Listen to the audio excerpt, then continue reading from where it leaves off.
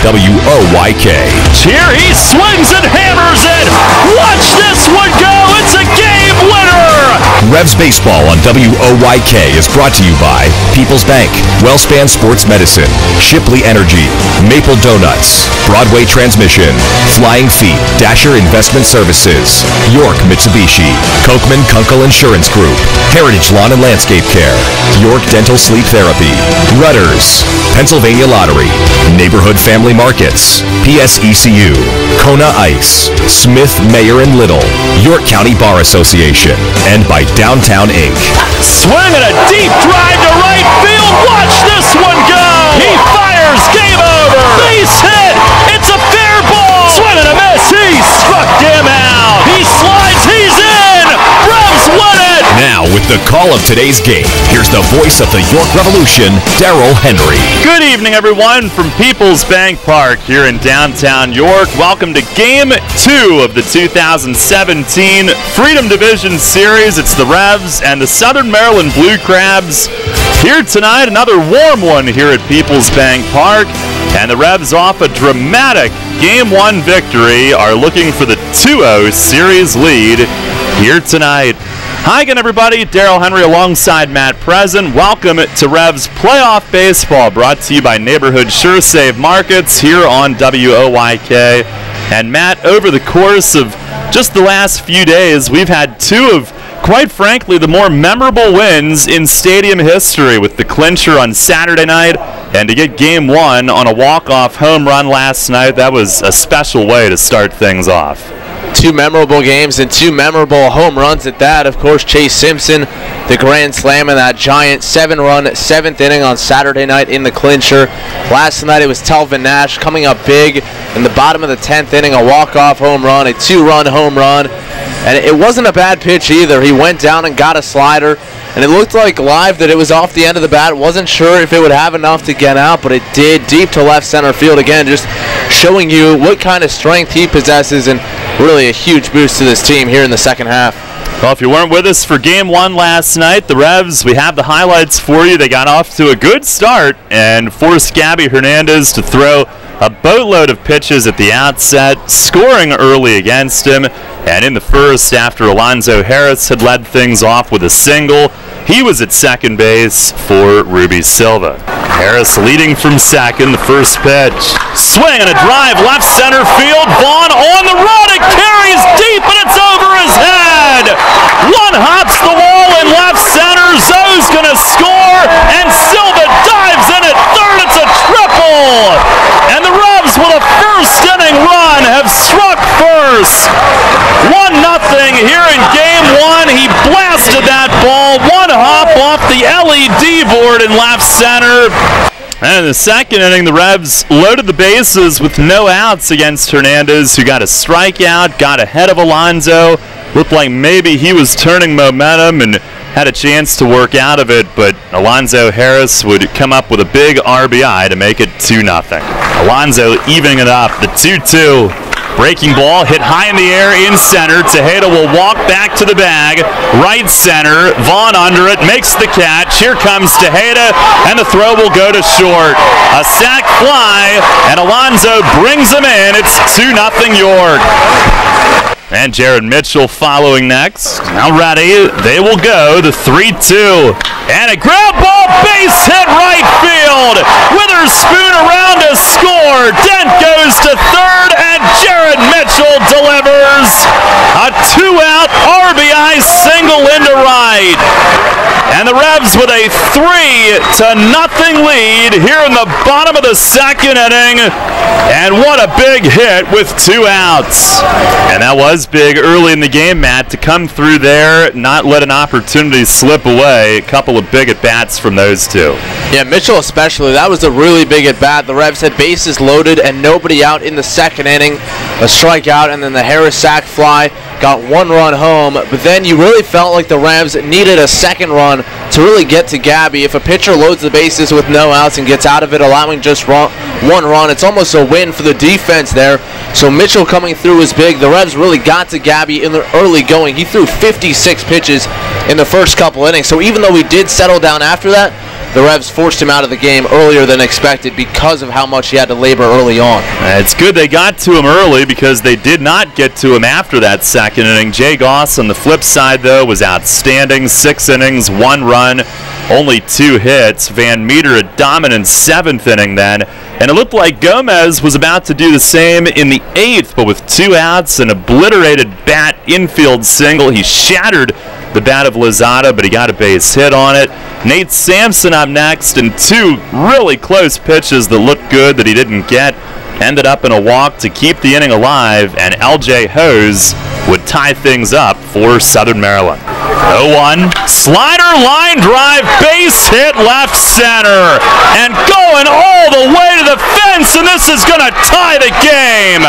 Both runs around to score, and it's 3-3 here in the top of the 8th. Twice it looked like he had Sampson struck out, and L.J. Hose comes through with a 2-run double to left center, and the lead is gone. But it did set up the Revs for the winner in walk-off fashion a couple of innings later. After Gomez, Hutchinson retired all 4. Grant Sides 1-2-3 in the top of the 10th, and the game remained tied into the bottom of the 10th inning. Evan Reed had his first 2 outs, but Ruby Silva coming up big again to keep the inning going. There's the 1-0. And a swing and a line drive left field. Hose moving back. That's going to carry off the manual scoreboard and bounces away. And Silva into second, standing with a double. As it racketed right off the number panels and right back past Hose toward the infield. Silva with a 3-for-5 night. And that brought Telvin Nash, our hero last night, to the plate. Got into a hitter's count at 3-1. And became an instant hero in Game 1. And the 3-1 swing and a high fly ball left center field. It's deep. It is gone! Game winning! Walk-off home run! Telvin Nash has gone yard to left center! And the Revs win Game 1 by a final score! He is mobbed at home plate. His helmet went somewhere in the air, and he disappeared into the pile. And here comes Hutch with the ice bath. Look out, Telvin. They chase him down, and the Revs have won in extra innings 5-3 in Game 1. Another fantastic finish. And the Revs with their 3rd walk-off win in postseason history. And it's their 2nd walk-off home run in franchise playoff history. 5-3, and they lead this best-of-5 series 1-0.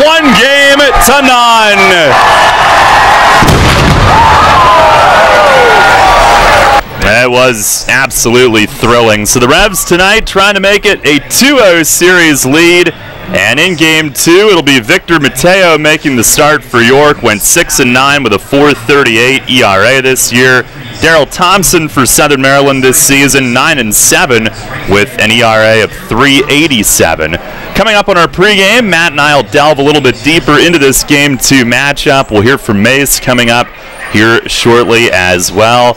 And Game 2 of this best-of-5 Freedom Division Series set for a 6:30 first pitch on another sunny, warm, summer-like evening on the first day of fall here in York on Sports Radio 1350 WOYK.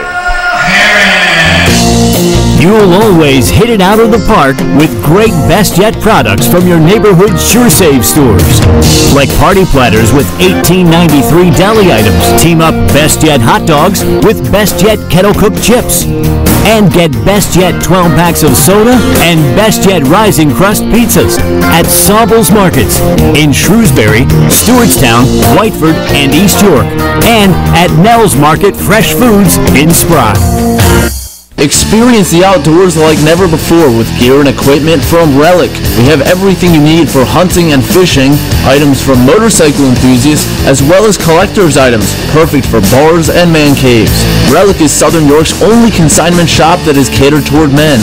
Come visit us at 215 North Main Street on the Susquehanna Trail in Loganville beside Mama's Pizza. For store hours and more information, follow us on Facebook at Relic Shop. That's RELLIK Shop on Facebook. It's going to be another epic year in high school football, and Sports Radio 1350 is ready for kickoff. Tune in every Friday night this fall for the high school football game of the week, presented by WellSpan Sports Medicine. Plus, go to WOYK1350.com for a full breakdown of the teams and the players of the 2017 York Adams League. The high school football game of the week, presented by WellSpan Sports Medicine. Catch the action every Friday night on Sports Radio 1350, online at WOYK1350.com, or download the WOYK mobile app.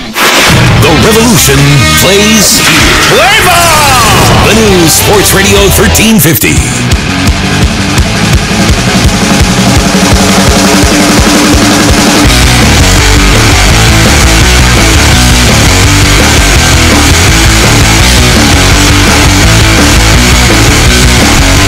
Revs and Blue Crabs in Game 2, the playoffs here on WOYK, brought to you by Neighborhood Sure Save Markets. Daryl Henry and Matt Present back with you pregame, and Matt, an interesting pitching matchup tonight with Mateo against Thompson, and Mateo, who really had one of his greatest starts of the season against Southern Maryland. It was all the way back in June, but he has had success against them. Thompson, probably more so here in this park than anywhere else in the league, has struggled here at Peoples Bank Park, but you never know heading into a postseason matchup.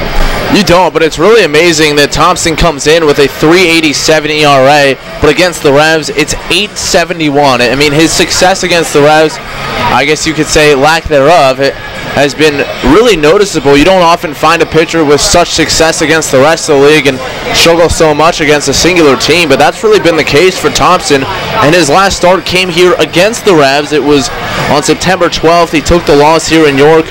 The Revs got to him with the long ball a bit, and it just came with him leaving pitches up in the zone early. Jared Mitchell took him out in the first inning, a 3-hit second inning in which Alonzo Harris went deep for a 2-run shot, and I think the key tonight is really to hunt the fastball from Daryl Thompson, because once he's able to establish the fastball, he's able to then start working in that big breaking curveball, and that can keep the Revs off balance a little bit. But if they can hunt the fastball early and Thompson falls behind in the count as he has been here this season at Peoples Bank Park, I think the Revs are really poised to tee off on him again.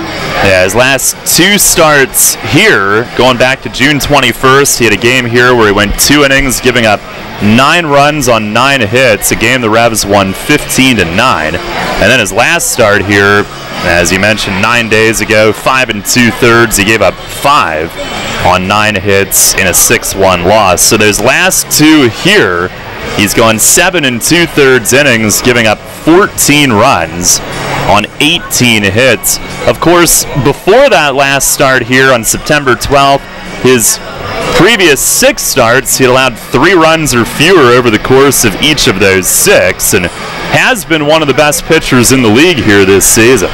Certainly has. And as we flip the script and look at Victor Mateo a little bit, he's a guy who I think tonight really just has to focus on 4 or 5 strong innings. Stay within himself. He doesn't need to do too much. Yes, the Revs had to go and pitch 10 innings last night using the bullpen for 4, but at the end of the day, with Frank Gailey going tomorrow, he's been one of the best pitchers in the league. You expect him to go deep into the ball game. I think if Mateo can go 4 or 5 innings and keep you in the game, the Revs bullpen can take him the rest of the way. That will be Mateo against Thompson in Game 2 tonight, just moments away here from Peoples Bank Park. We'll take a break on the pregame, and we'll check in with Mace on the Broadway Transmission Managers Report up next. This is Dustin Hawkinson with the Keystone Sports Network. For the best Penn State football analysis and commentary, listen to Sports Radio 1350 every Tuesday, Thursday, and Saturday at 8 a.m. and after Revs games for the Keystone Kickoff Show. We'll bring you game reviews, player evaluations, and recruiting news. So for the best in Penn State talk, tune to Sports Radio 1350 WOYK for the Keystone Kickoff Show, brought to you locally by your neighborhood SureSave markets. You'll always hit it out of the park with great Best Yet products from your neighborhood SureSave stores. Like party platters with $18.93 deli items. Team up Best Yet hot dogs with Best Yet kettle cooked chips. And get Best Yet 12 packs of soda and Best Yet Rising Crust pizzas at Sobel's Markets in Shrewsbury, Stewartstown, Whiteford, and East York. And at Nell's Market Fresh Foods in Spry. Can't get enough of the birds? WOYK has you covered. Join us all season on Mondays at 6 for the Baltimore Baseball Show, hosted by award-winning Orioles and National Baseball writer Dan Connolly from BaltimoreBaseball.com. Exclusive in-depth interviews plus the latest insight and analysis on the Orioles every week. Talking baseball with the birds, Mondays at 6. The Baltimore Baseball Show on Sports Radio 1350 WOYK. First in York, first in sports. Hi, this is Dan Patrick. Join me weekday mornings at 9 on Sports Radio 1350 WOYK.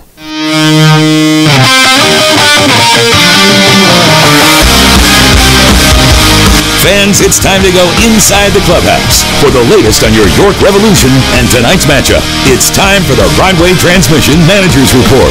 Now, here's the manager of the Revs, Mark Mason. Hi, Mace. Great win in Game 1 to kick things off last night, and this team having a knack for the dramatic here of late. It's been a little aggravating, I guess, with some of the close games, but it has been fun. It was a fun win last night. I mean, I thought we played really well all night, and a couple of things happened in the 8th inning, but other than that, I thought was a well-played game, both teams, and then Telvin come up big in the 10th. How do pros regroup after things go awry like they did in the 8th inning? Well, I mean, I didn't see any panic. It was more just, okay, hey, it's still a tie game. We get the last at bats. Let's just keep holding them, and we'll eventually win it. That was kind of the mindset in the dugout, and guys were still having fun and loose down there. So I didn't see any panic. I know Gomi felt he felt a little bit a little upset there, and that was just a weird inning. He got 2 quick outs, then a broken bat, then borderline walk, then I mean, just some crazy things happened in there. But Hutch came in, did a great job, got Rodriguez out, and then 2 scoreless innings after that, 1 for him, 1 for Sides, and that's what happened. Starting the game, what do you think of the job that Goss did for you? That was 180 degrees from what we saw on Friday. I'll tell you that. No, I thought he had everything working pretty well. The fastball, the velocity was back, to where it was prior, and I thought the main thing was he got ahead of the hitters better, and he had a better command of the off-speed pitches too. So made the pitches when he needed to make them. Seemed to get ahead in the count, most of the time, and and try to stay ahead too. They were pretty aggressive. They were pretty aggressive swinging, and he made some really good pitches. We played some good defense, and he gave us a solid 6. 10th inning, you hadn't done a whole lot offensively since early in the game, but Silva keeps things going. He's really been driving the ball.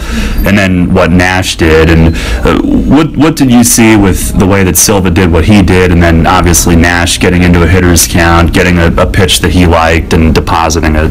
Yeah, well, I mean, Silva did a great job extending the inning for Telvin to get to the plate. One thing that we've seen about Ruby, he can hit the ball the other way. He's really not a dead pull guy. He can hit the ball all over the ballpark, and that's what I was told before we brought him here for the end of the season. So, he's lived up to that. He's been one of our better hitters here coming down the stretch. And Telvin did a good job. I thought he laid off a couple high fastballs during his at bat and got that to 3-1. And we know Reed's a good pitcher. So Telvin just was able to get him and end the game. One thing we've seen a little bit of from Ruby is, he's been here a little over a week, but he's out there kind of in a leadership role, talking with guys, positioning them, whatever the case. What have you picked up on from his ability to do that in a short period of time? Well, he's a good communicator. He's always talking in the dugout. They're trying to figure some things out. They're talking about the pitcher, the at-bats. He doesn't know a lot of these pitchers, and we do know them, so we're trying to give him a handle on what these guys might throw and what type of pitches they have. So he appears to have a really good approach at the plate. And all hitters every once in a while try to do too much and maybe get a little pool happy and chase pitches out of the zone. But sometimes those pitches they start in the zone, they look pretty good, and with 2 strikes sometimes you kind of get aggressive. And I thought we did that with Gabby earlier in the game. I thought Gabby made some really good pitches out of his hand, but they ended up out of the zone, but we were already committed. So, both teams struck out the same amount. I think it was 11 times, and it was a pretty even. It was a pretty even game all the way across the board, and they have a good hitting lineup too. So, it's a little tough on pitchers this series because both teams can hit the ball out of the park, and both teams can run a little bit. So it's a little tough on pitchers right now. Facing Thompson tonight, is he similar to Gabby at all, or do you see a vast difference in stuff between those two? Well, it's hard to say. Gabby doesn't give in. We talked about that yesterday. He really doesn't give in much. Even 3 and 2, you saw him throw, some of the same pitches that he was getting swing and misses on that probably would have been ball 4 yesterday if we could have been a little more patient. But, Thompson's a little bit different. We know he has that big breaking ball in his arsenal. The fastball probably about the same velocity-wise, but I think the big looping breaking ball is the difference between him and Gabby. All right, Mace. Thanks a lot. Good luck here tonight. Yep, thank you. All right, Revs manager Mark Mason on the Broadway Transmission Managers Report. Lineup cards have just been exchanged. Hugh Benedict performed our national anthem tonight.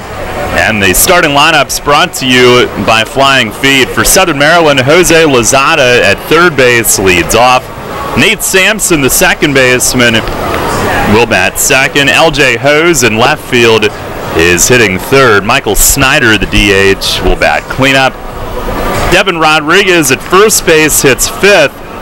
Corey Vaughn in center field hitting sixth.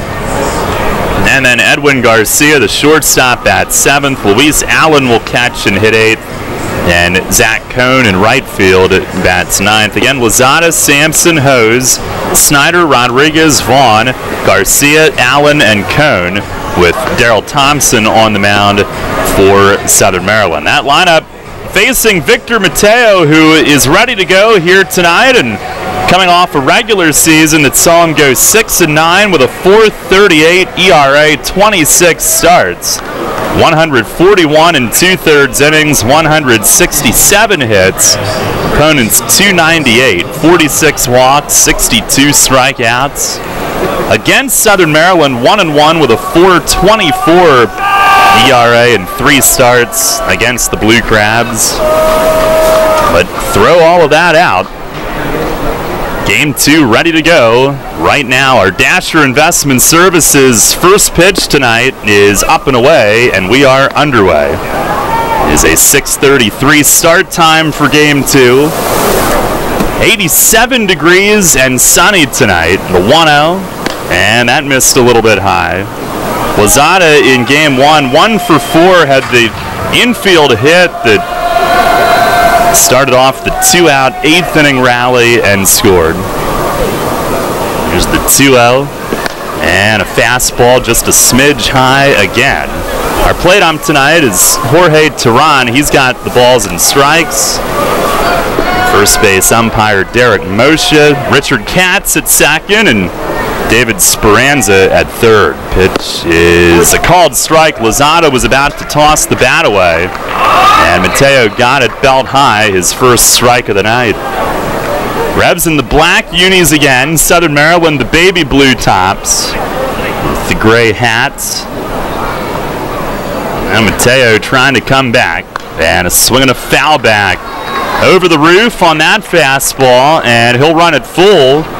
Goes from 3-0 to 3-2.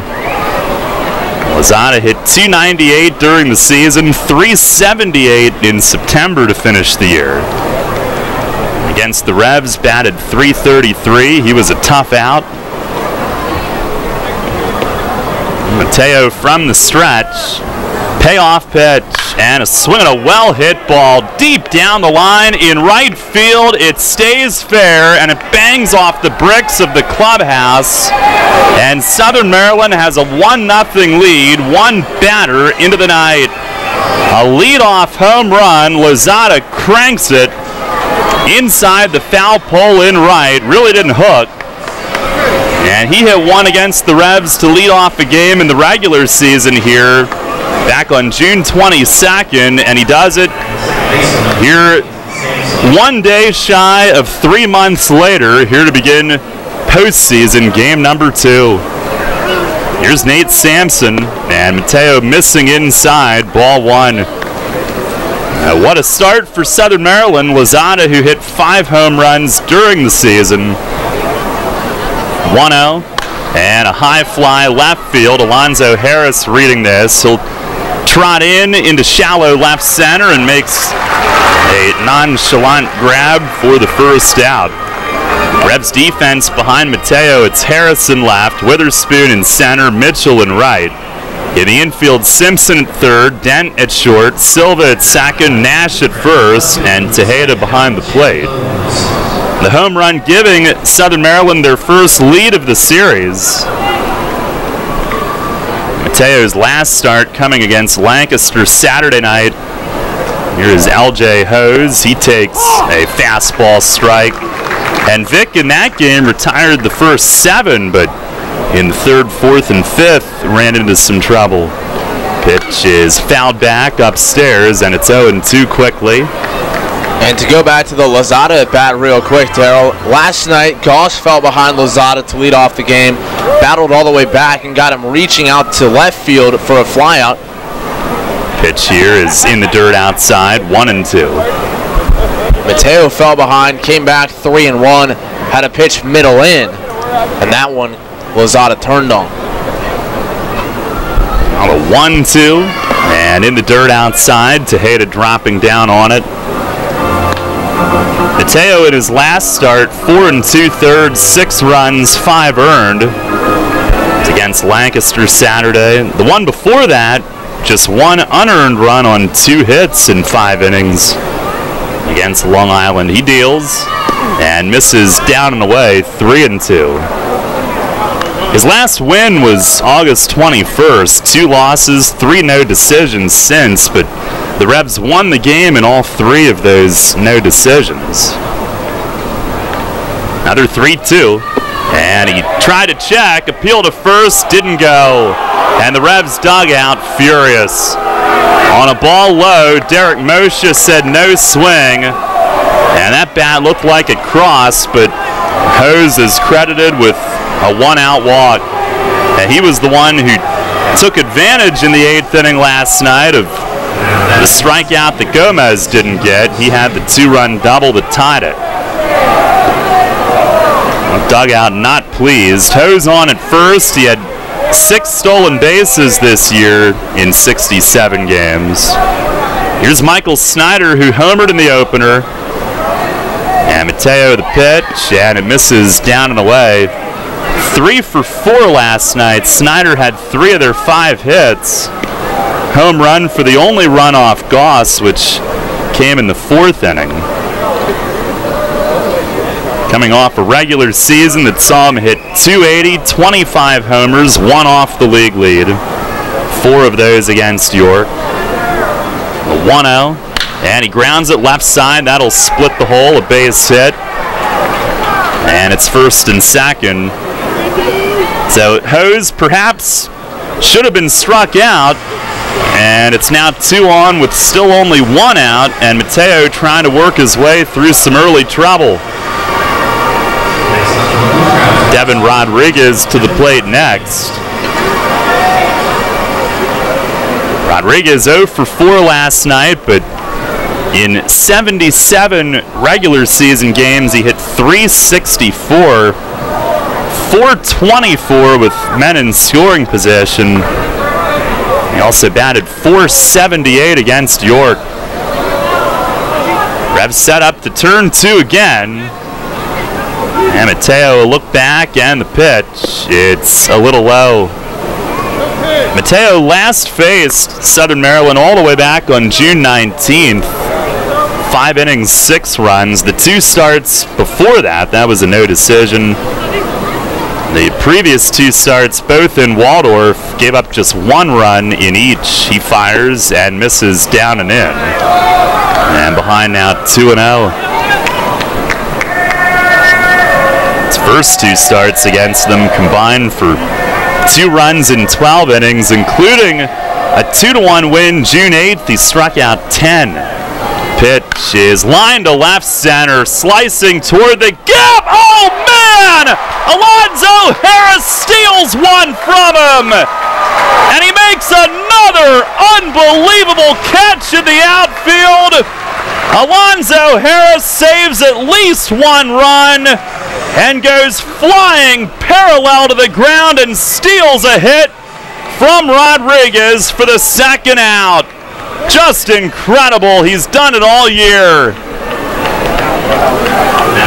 Well, that catch certainly something, but how about the range? He caught that all the way in center field. Cutting in front of Witherspoon. A good read off the bat. What a range for Harris. Here's Corey Vaughn now. He swings and misses on a cutter from Mateo, trying to take advantage of that lift. Boy, when it left the bat, thought for sure it was in the gap, but shame on me. There's Alonzo.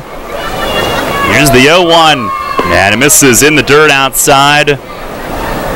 That saved at least 1 run, and who knows how the inning might unfold if that goes up the alley. And he got up quickly and threw it in, too. If Hose had not read it as well as he did, it might have been a double play. Yeah, he did make it close. The 1-1 and a foul against the screen. Now Mateo ahead of Vaughn, who was held hitless last night. During the year, hit .252 with 13 homers.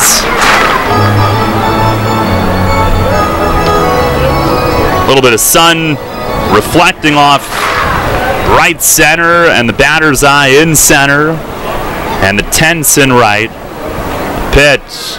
And it's looped toward the line in right. It's fair. And Hose around third is going to score. Mitchell trying to corral it by the bullpen mound. He does. It's an RBI blue pit for Corey Vaughn over first base. He plops it inside the line in right. Again, perhaps the inning should have been over by now. And Southern Maryland has put up 2 in the first. It's 2nd and 3rd with the innings still going. Be a bloop double for Vaughn. He got 2 bases on it. Here's Edwin Garcia. And the first pitch, swinging a fly ball right center. Witherspoon and Mitchell will converge, and it's Mitch who calls and catches. But Hose, who the Revs thought they had struck out on the check swing, came around to score that 2nd run on the bloop, and the Blue Crabs put up 2 in the first. Could have been a lot worse if not for Zoe's play.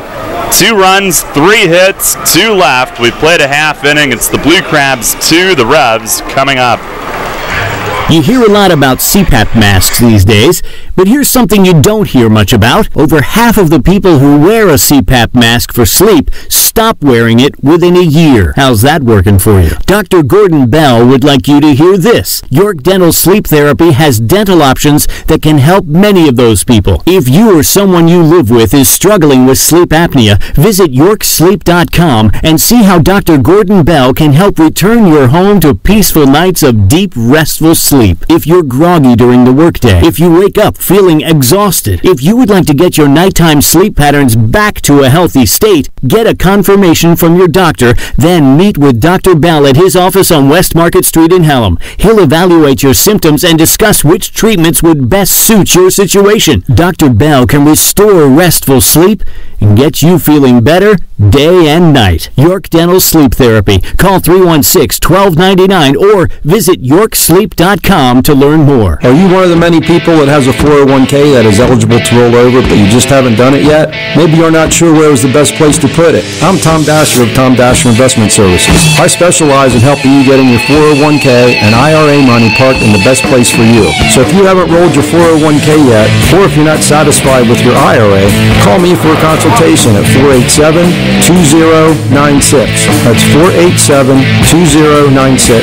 And check out my website at tomdasher.com. This is Brad Allen. You're listening to York Revolution Baseball on the home of the Revs. Sports Radio 1350 WOYK. First in York, first in sports.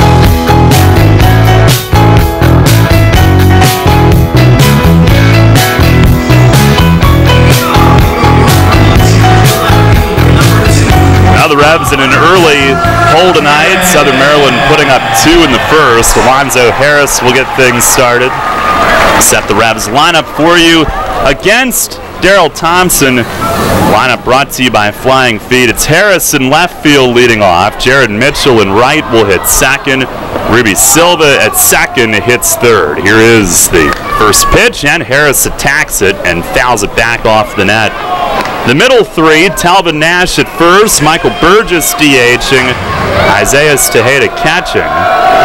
And the bottom three, Travis Witherspoon in center, Ryan Dent at short, Chase Simpson at third. There's a ball outside. 1-1 on Harris, who started the first inning with a hit last night. Pitch, and it misses low.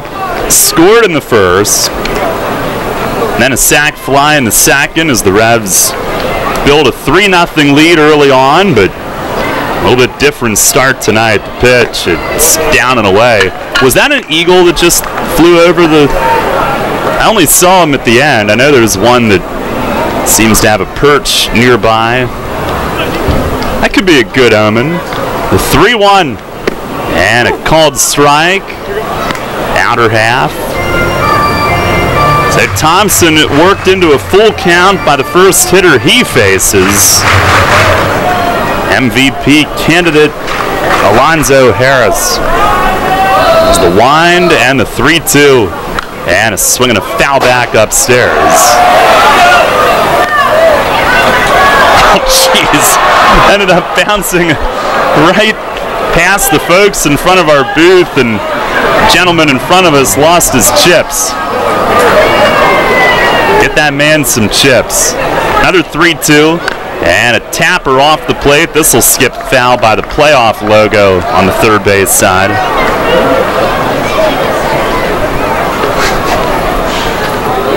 Sorry about the chips. Thompson, as we mentioned this year during the regular season, 9-7, 387.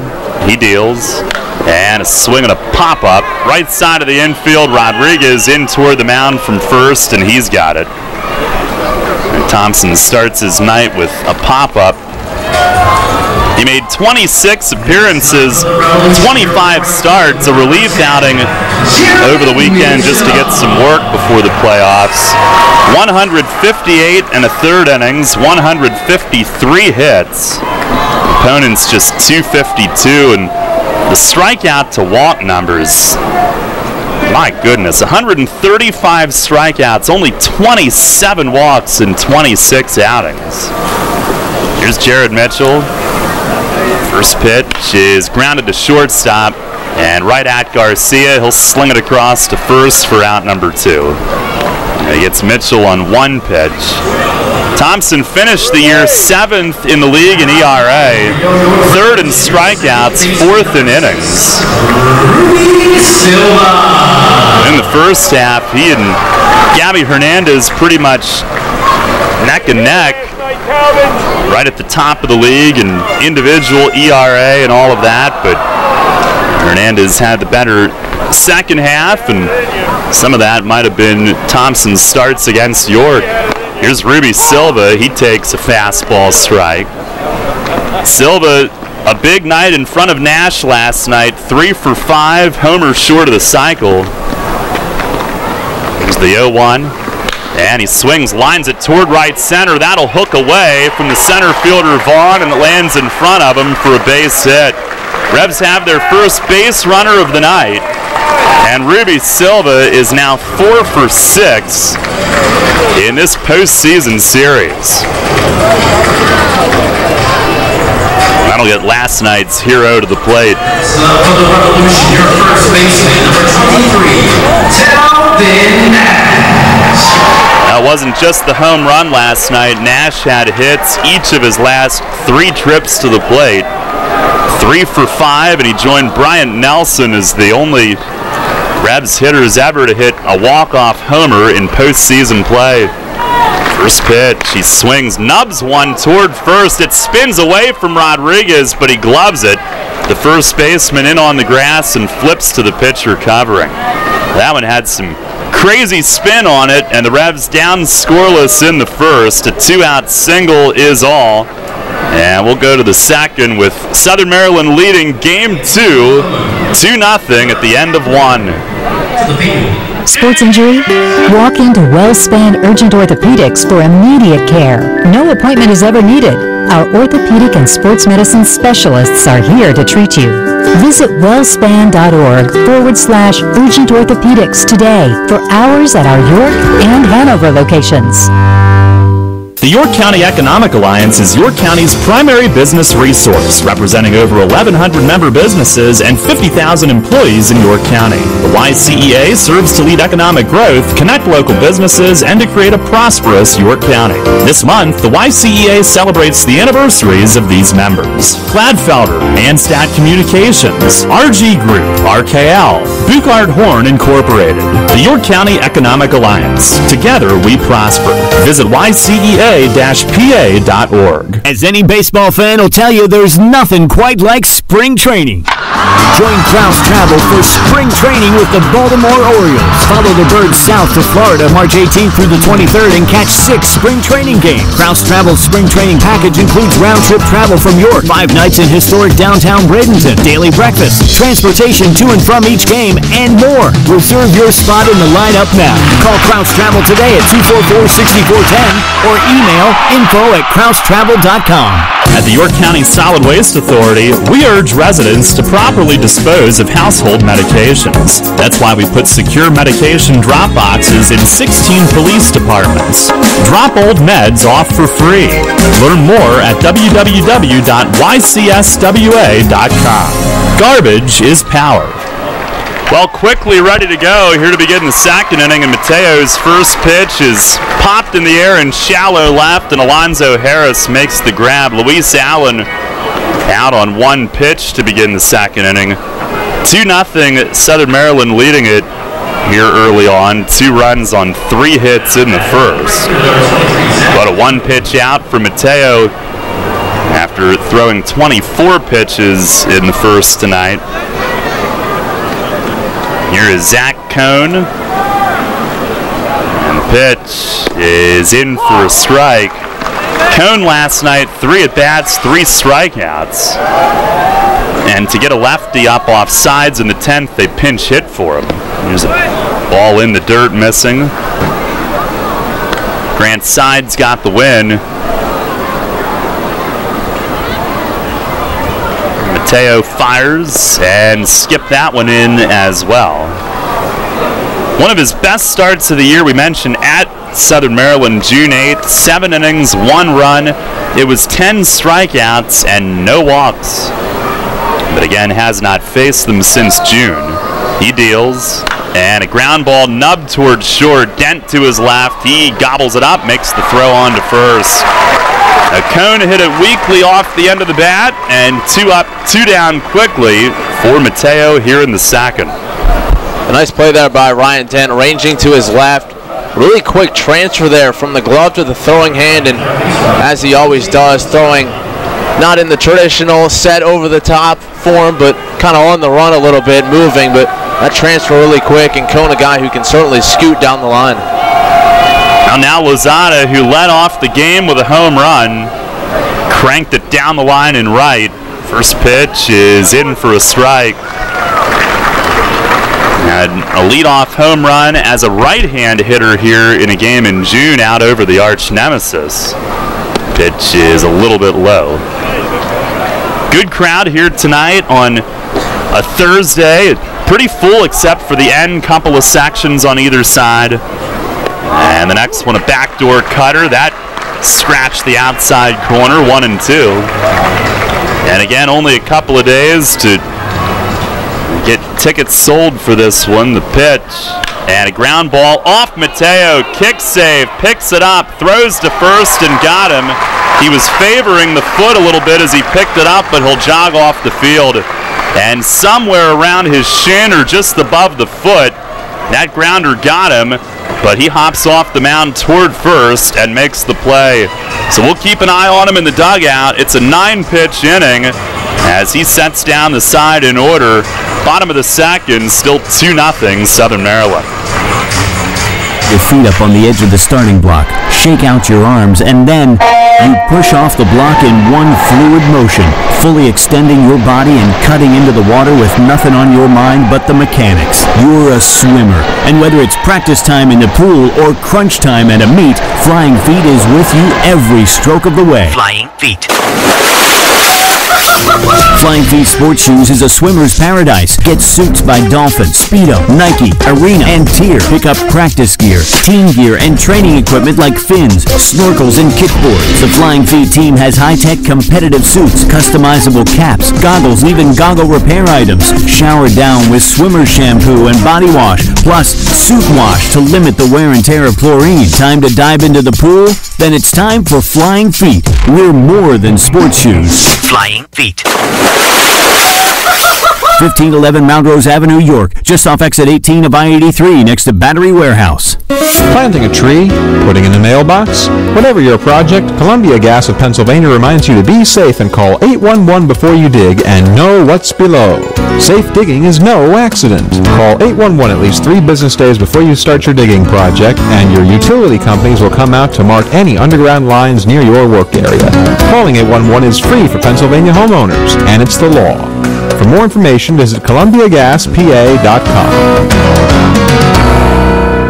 This is Houghton Buchanan. You're listening to York Revolution Baseball on the home of the Rebs, Sports Radio 1350 WOYK. First in York, first in sports.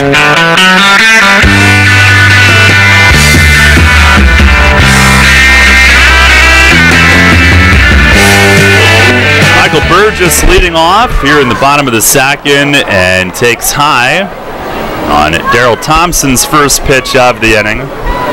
1 ball, no strikes, 2-0 Blue Crabs lead. Here's the 1-0 and a swing and a foul tip into the mitt of Allen. Burgess last night 1 for 4, a playoff opener. Batted .264 this year, 17 homers, 3 against Southern Maryland. 1-1. And a ground ball right side, and a diving stop at second. Sampson from the ground throws him out. And a fine play for out number 1. Burgess hit it toward the hole. They had him played to pull, but Matt, it looked like it sped up a little bit in the second hop. Looked like it might have legs to get through. Sampson, though, denying him. And Sampson really made a very nice play yesterday, too, against Jared Mitchell, that going the opposite way. So showing off the range there at second base so far in this series. Now here's Tejeda with 1 down. A 1 for 3 game last night, also a walk and a run scored. Finished the year right on the nose at 300. 17 homers, 5th in RBIs with 78. First pitch is down low, ball 1. Thompson had much better success against the Revs in his own park, which is a good pitcher's park. He deals. And a chopper against the plate. Thompson off the mound toward third. Gloves it, plants, and makes a strong throw to first. As he got Tejeda to top it right off the dish. So 2 down, and Thompson's last 4 outs all on ground balls. Next up for the Revolution, your center fielder, number 1, Travis Witherspoon. And here's Travis Witherspoon, 1 for 4 last night. Double and a run in the second inning. Revs out hit the Blue Crabs 11-5 in game 1. Thompson delivers, and Witherspoon shows bunt and takes it high. Fastball at 91 missing. Thompson does have a firm fastball and then that big slow curve. 1-0, and he shows bunt and takes a strike. I don't think we've seen the big curveball yet, but he'll use that as a strikeout pitch. With Gabby, it's a lot of cutters and sliders. 1-1, and a swing and a miss, fastball away. He's got the jump on Witherspoon, looking for a strong first 2 innings tonight. Thompson, a Southern Maryland native from La Plata, Maryland, right in their backyard. Now winds and deals, and a swing and a pop-up foul back over the roof. Blue Crabs a 2-0 lead.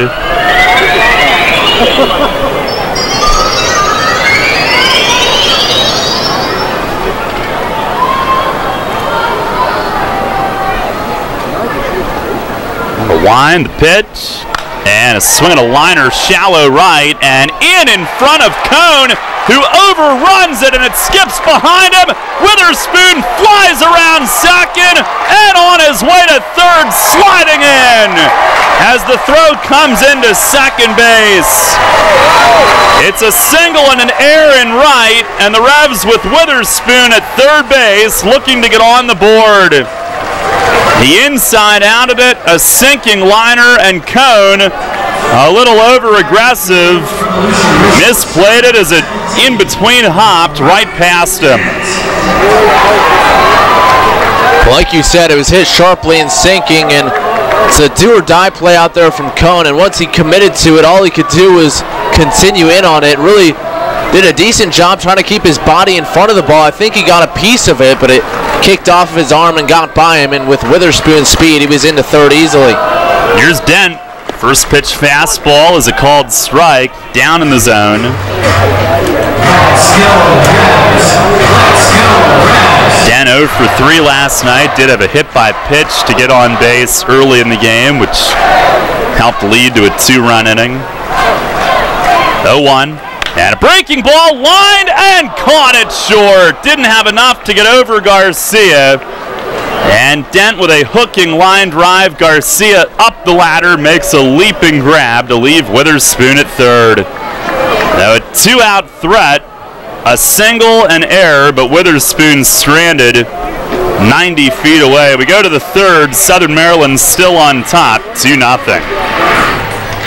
Money and business are essential to the strength of a community. So is cheering and celebration and music and fun.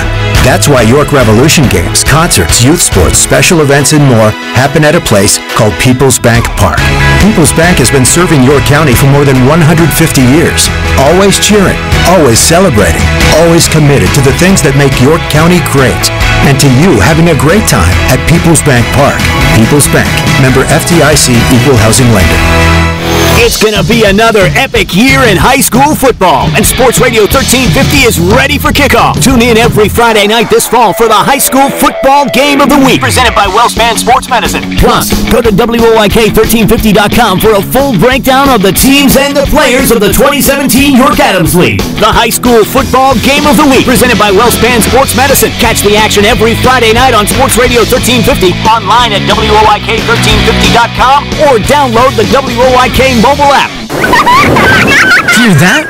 It's the sound of summer. Sound nice? Call Kona Ice. We do it all. Schools, sporting events, parties, both corporate and birthday. You name it, we'll be there. We bring the party to you. If you need a little bit of fun in your life, we're the shaved ice truck for you. Oh, and we fundraise too.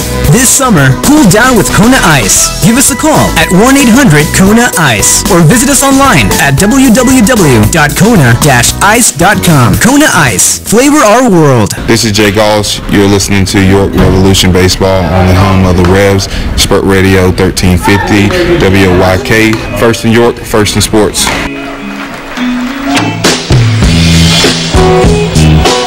Victor Mateo was fine. He starts off Nate Sampson with a strike. The next one is driven to deep left field and off the right edge of the nemesis. Harris plays the carom and threw a strike to second, but Sampson in standing just ahead of it. He missed a home run on the right edge of the arch nemesis by maybe an inch. A big break for the moment, but he does have a leadoff double to begin the third inning. A great play from Alonso also to make it close, and Witherspoon laid down right in front of him to not get in the way on that throw. But that was an inch away from being 3-0. And I think he literally hit the right edge of it because it carried out to center field on the carom. Here's L.J. Hose who bunts. Mateo's got it, throws to third, and he's caught in a rundown. He's stopped. Simpson chasing him back, tossed it to Dent, and they got him. And a great play from Mateo and the Revs who get the lead runner. Hose trying to bunt. He bunted it right back to Mateo, just slightly toward third, and with his momentum going there, he saw that he had a chance, decided to take it, and a short throw to Simpson had him beat. And I was surprised, Matt, that Sampson didn't try to slide under it. He stopped literally about 2 feet short of Simpson and tried to run the other way. Yeah, and what a heads-up play there from Mateo to pounce on that quickly. He immediately looked to third. If he doesn't immediately go to third, they don't have that play. So credit the Revs for talking to him there in a perfectly executed rundown. Here's Michael Snyder, who swings and misses on a high fastball. And to elaborate a little further, what I mean by that is Simpson chased him back to second base, so if anything goes wrong, he's going back to second as opposed to going towards third. And then he was about 10 feet from the base or so. He tossed it to Dent, and right there for the tag. And kept Hose at first. Pitch is down and away. Snyder a single in the first inning. The Blue Crabs inches away from making it 3-0, but that leadoff double is essentially now backed up to a runner at first with one out. And the 1-1 swinging a dribbler foul over toward the third base dugout. Revs do have some bullpen activity here early. Jake Carp playing light catch with somebody.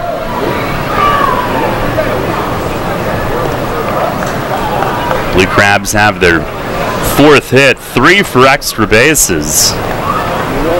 Teo deals and misses down and away, 2-2.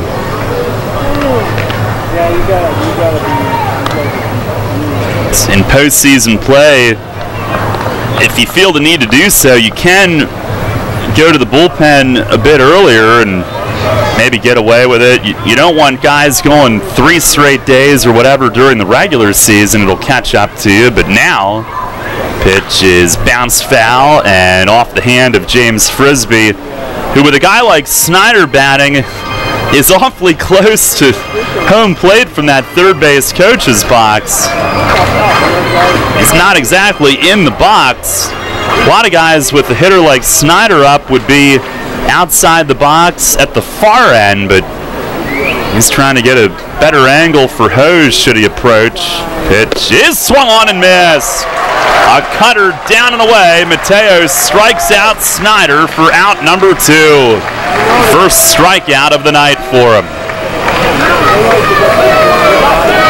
That's a really good way to approach Snyder, and again, 3 of the 5 hits last night, but Mateo stays down and away from him with soft stuff and gets him to commit. Revs had 11 strikeouts as a staff last night. Here's Devin Rodriguez with Hose at first. and 2 outs.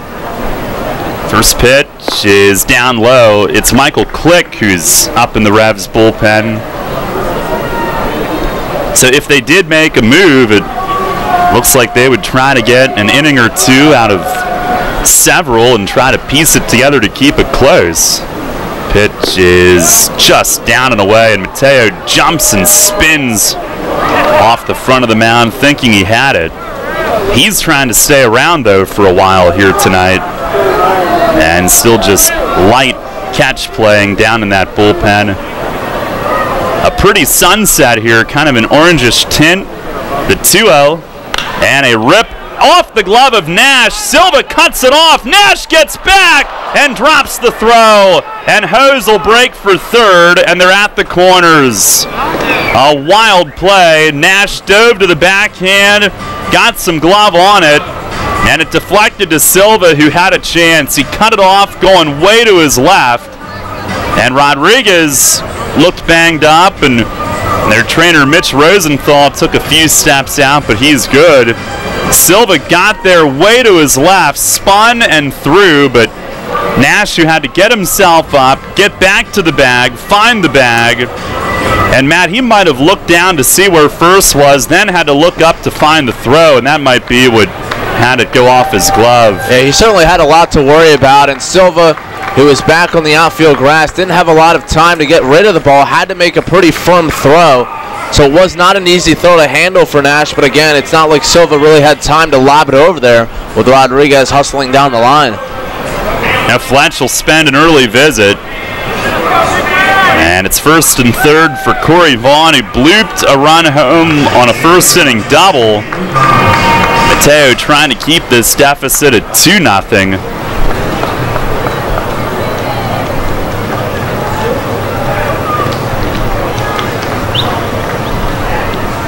That'll be an infield hit and a throwing error on Silva. Now each team with one miscue. Here's Vaughn, first pitch. He swings and misses on a high cutter. Tejeda motioning, though, to Mateo, get that thing down. He had just gone through signs for the infield with first and third.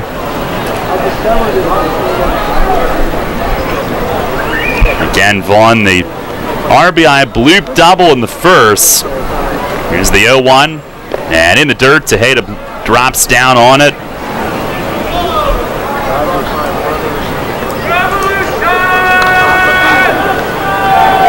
A big spot early in this one. Thompson looks pretty sharp early. Don't want to fall too far behind. 1-1, and it just missed low. Some bigger break on that cutter, and it evidently fell out of the zone. 2 balls and a strike. Tejeda took a couple steps in front of the plate before throwing back, trying to get Mateo's attention. The 2-1, and he missed down and away. Edwin Garcia waits on deck. Mateo did get him on a flyout to end the first. Now a hitter's count for Vaughn. Dangerous spot for Mateo. The 3-1, and a ground ball to short, right at Dent. He gloves, tosses to second, and the inning is over. And the Revs escape unscathed. It was a wacky third inning. It started with a double that just missed a homer. 2 hits, 1 error, and 2 men left. We go to the bottom of the third. Still only a 2-0 Southern Maryland lead. Take it from me, guys. You want to make life happier? Your wife wants a nicer lawn. The kind of lawn you see on Home and Gardens and Martha Stewart. Here's a hint. You're not alone. Call your pals at Heritage Lawn and Landscape Care. They've got a way with lush lawns that the ladies like. And as you know, happy wifey, happy hubby. Winky face. Heritage Lawn and Landscape Care. World-class care right in your backyard. 717-292-9994. For Manny Brothers, almost famous, always a favorite. From Manny Brothers, almost famous sandwiches served on Italian bread. Your choice of meat piled high with cheese, fresh cut fries, coleslaw, and tomato. Every day is happy hour with half price on draft, bottles, and liquors. Tuesday and Thursdays, it's Primanti Pizza Feast wings and salad for under $20. We'll keep the wings flying with 59-cent wings all day Sunday and boneless wings all day Monday. Primanti Brothers, 2151 South Queen Street. Almost famous, always a favorite. Not only can you feel it in the air, you can hear it. High school football. Charlie's Donut Squad is working hard every day to make sure you head over to the high school with your favorite lineup. Jelly-filled, glazed, pumpkin, chocolate peanut butter, and brewing up some of that famous fresh Maple Donuts coffee. So what's the game plan, high school football fans? Just make sure you show up with a big orange box filled with Maple Donuts. Because I don't care who you're rooting for, it's a winner every time. Maple Donuts taste right. This is Logan Williamson. You're listening to York Revolution Baseball on the home of the Revs, Sports Radio, 1350 WOYK. First in York, first in sports.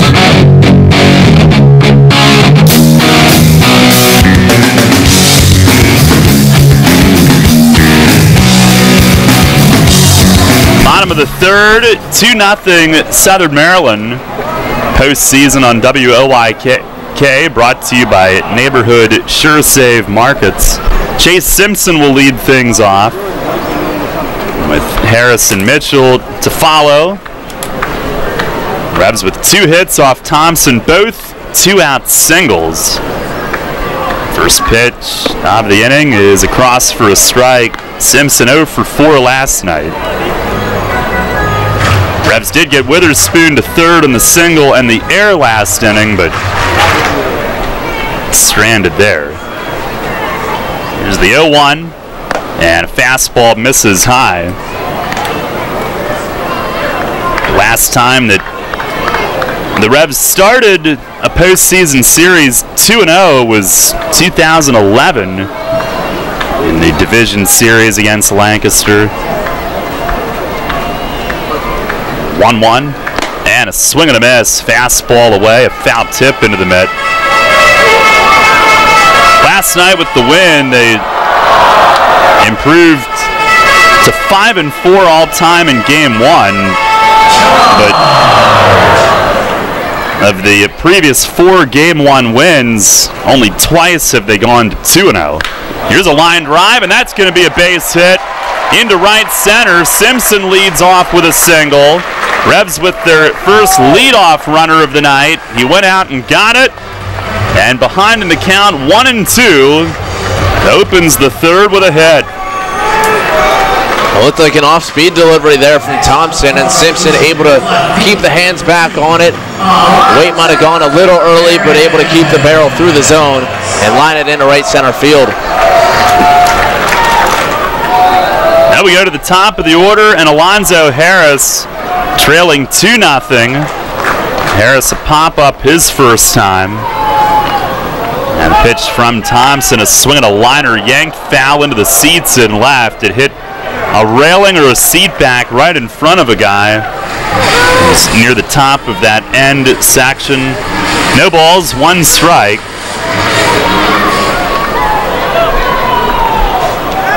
Nightfall setting in here in York. First day of autumn. Postseason baseball. Here's the 0-1. Yeah, that misses high and away. But here tonight, the game time temp 87, last night 86. And last season, when the Revs were here, the only home game that they had, the temperature was around 90.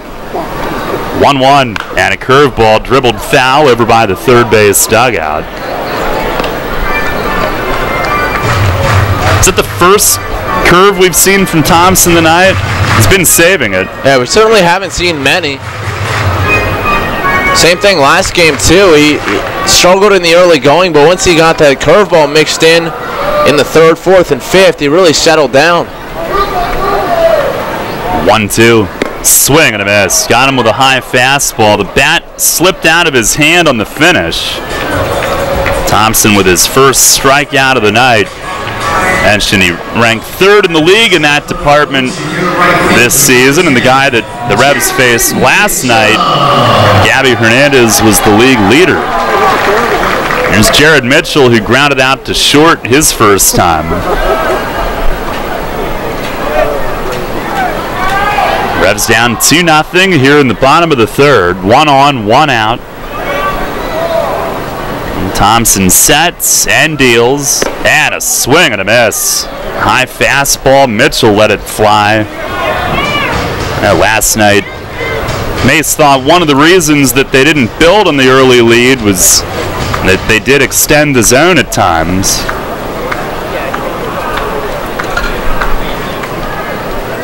Thompson ready, the 0-1, and a curveball breaks low.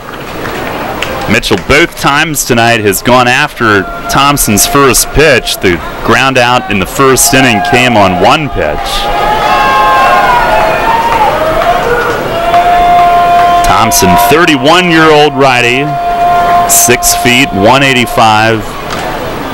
He deals, and a bouncer foul, first base side.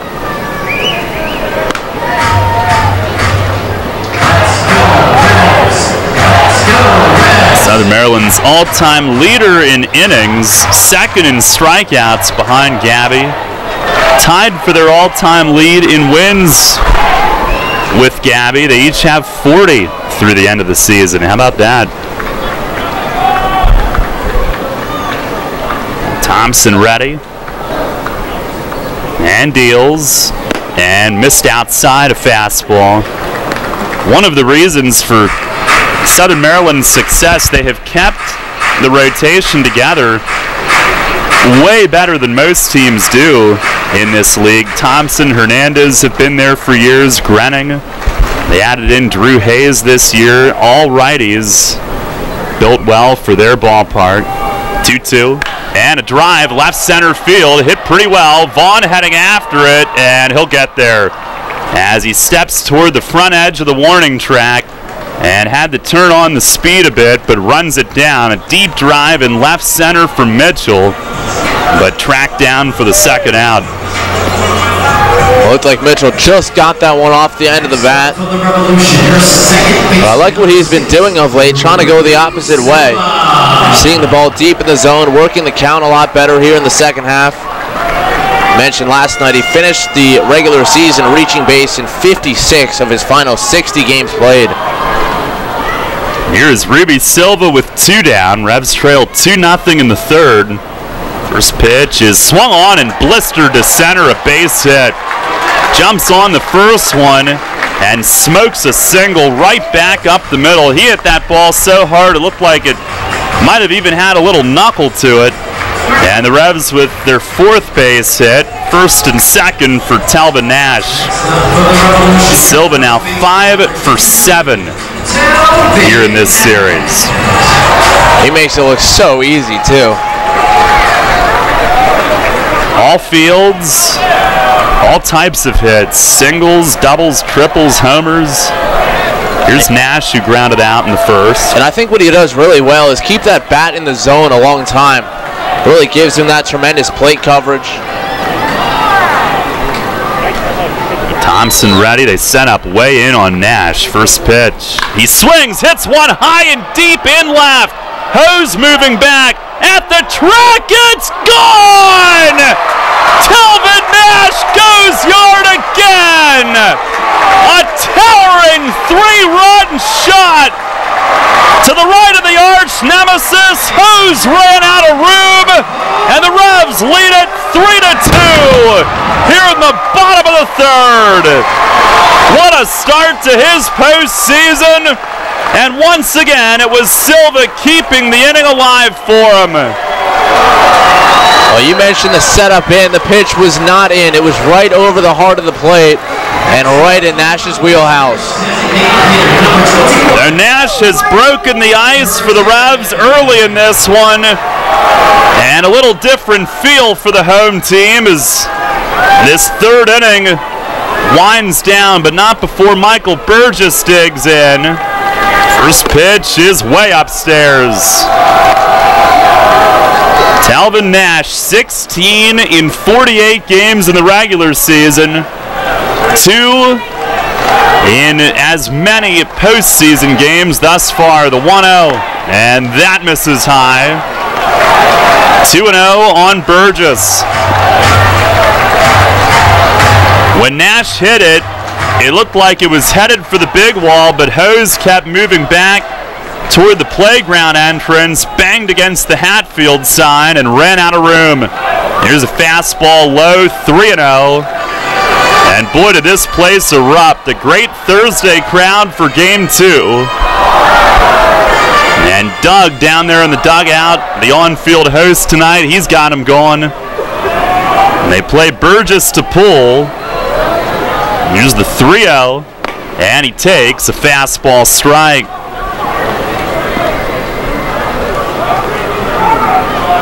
They're down 2-0, frustrated a bit by Thompson early, but Nash lets everybody breathe a bit. The 3-1, and that misses up high. Burgess walks. There's a drone over the stadium.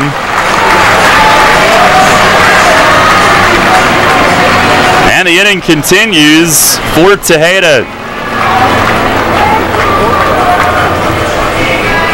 And James Frisbee, who continues to pull double duty, manager and pitching coach. He began the year as the latter. Mid-season added the duties of the former. When John Harris stepped down, he'll make a visit here. And Tejeda will bat with Burgess on. Tejeda will be the 7th batter of the inning.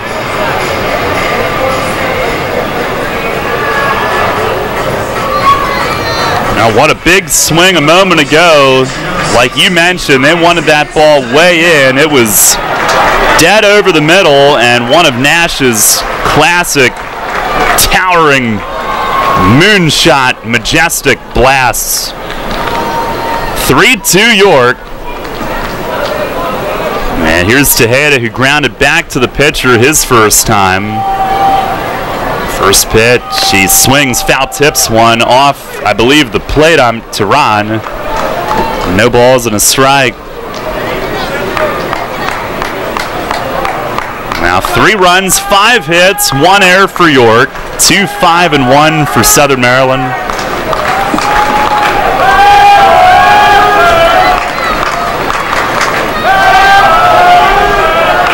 Thompson the stretch, the 0-1, and a curveball, swing and a miss. That's the best one he's thrown yet. Had Tejeda fooled on it.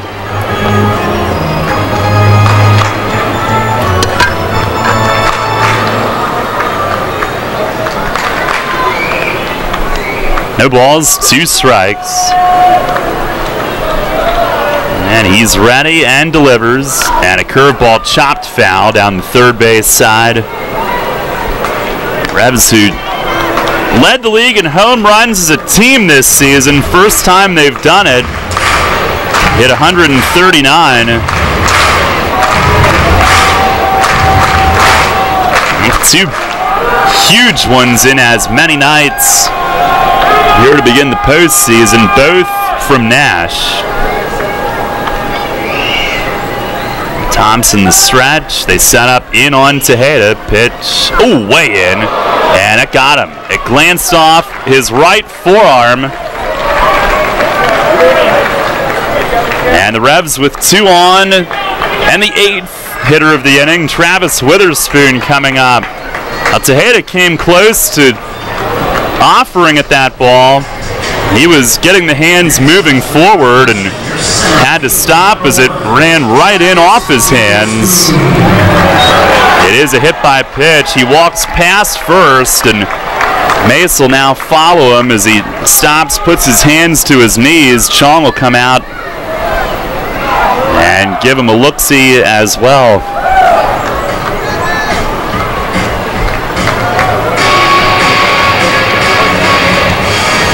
I saw them set up way in. I was hoping it'd have the same result that Nash's at bat did, but this one a bit too far in. And that's where every team's been working him here towards the end of the season.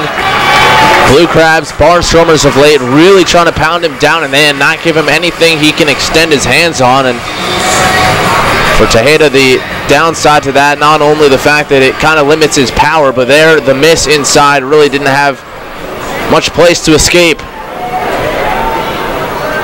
He'll stay in, and Witherspoon will bat. Singled last inning, made it to third.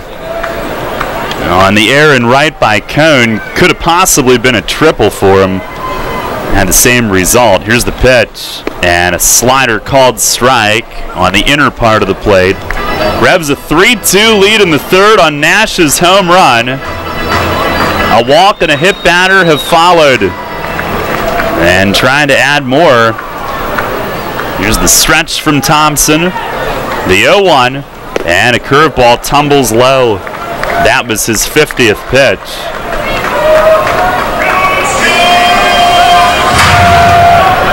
Again, the previous 2 games that he's pitched in this park this season, he's struggled. Took the Revs a couple of innings to get to him tonight. A 1-1, and a swing and a miss. And a slider down low. Thompson jumps ahead 1-2. Thompson did make it to the majors with Cincinnati, originally an Expos draft pick out of high school in the Southern Maryland area.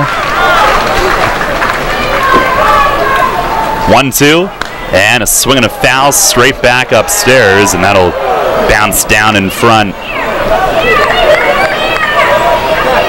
Blue Crabs 2 in the first, Revs 3 in the third. After a close, thrilling, exhausting, down to the final swing game last night. The 1-2, curveball popped in the air at second base. It's Sampson moving to his left and drifting back into shallow right, and he squeezes it. Revs fans might have been having visions of what happened to Zawadzki in that area a few nights ago. But the Revs take the lead on Nash's 3-run homer. 3 hits, 2 left. And it's York in front, 3-2 as we go to the 4th. Matt with the play-by-play. You'll always hit it out of the park with great Best Yet products from your neighborhood SureSave stores. Like party platters with $18.93 deli items. Team up Best Yet hot dogs with Best Yet kettle cooked chips. And get Best Yet 12 packs of soda and Best Yet Rising Crust pizzas at Sobel's Markets in Shrewsbury, Stewartstown, Whiteford, and East York. And at Nell's Market Fresh Foods in Spry. Facing a legal issue can be a frightening time. What's my course of action? How do I know who to call? Fortunately, the York County Bar Association makes it easy. Now, you only need to make one call to find the right lawyer for you. Call the York County Bar Association and let us help you find the right lawyer with our Attorney Connection Lawyer Referral Service. Just call 854-8755 or visit yorkbar.com. Don't hesitate in getting the help you need. Contact the York County Bar Association and let us help you find the right attorney at the right time. Enter Rutter's Summer of Freedom sweepstakes today. Look for the entry star, purchase participating products, scan your Rutter's rewards card, or enter VIP information at checkout and automatically be entered to win your choice of a 2017 Jeep Wrangler Unlimited Sport, Ram 1500 Bighorn Quad Cab, or Dodge Challenger RT from Stettler. Drive better, drive Stettler. Free gas for a year and one of thousands of prizes, including Red Bull, Pepsi, and Pennsylvania Lottery scratch-off tickets. Must be a Rutter's VIP to enter. Rudders, why go anywhere else? This is Luke Westfall. You're listening to York Revolution Baseball on the home of the Revs, Sports Radio 1350 WOYK. First in York, first in sports.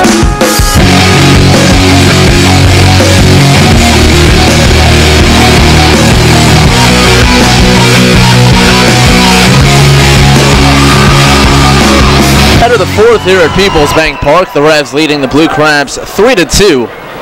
Telvin Nash providing the offense in the home third, a 3-run home run to put the Revs on top for the first time tonight. Mateo back to work in the first pitch to Edwin Garcia. Front door cutter over for strike 1. Garcia, Allen, Cohn, bottom third of the order against Mateo. Clean second inning, but trouble in the first and third. And the pitch down and away. 1 ball and 1 strike. The leadoff home run to Jose Lozada to begin the ball game. Corey Vaughn drove in another run in the first inning. And the 1-1, a swing and a miss. Change up high in the zone. And Mateo ahead 1-2. The Revs continue to have bullpen action here as we play the fourth. Michael Click was up last inning. Mateo able to get out of it. It was a pretty crazy third inning of play. The 1-2 pitch chopped on the ground to shortstop. Ryan Dent waits back, plays the big hop, and he slings it across to first for out number 1. So Garcia set down for the first out of the inning, and that'll bring up Luis Allen. Revs really in this series so far having success against the lower portion of the lineup. Last night the bottom 5 hitters combined to go 0 for 16. Make that 0 for 20. Now tonight the bottom 3 hitters so far without a hit. First pitch to Allen, that's low, ball 1. Allen a fly out to left field his first time up. The 1-0, and that one just missed down and away. Cutter, 1 ball and 1 strike. Allen began his season here in York, traded down to Southern Maryland on May 19th. The 2-1 pitch, swinging a pop-up foul back our way and out of play. 2 balls and a strike to count. And Allen has really done the bulk of the catching there for the Blue Crabs. Him and Ryan Wiggins, the 2 catchers on the roster, and ironically enough, the 2 of them on the same team last year as well in the American Association. 2-1 pitch misses low, ball 3. 3 balls and a strike to count.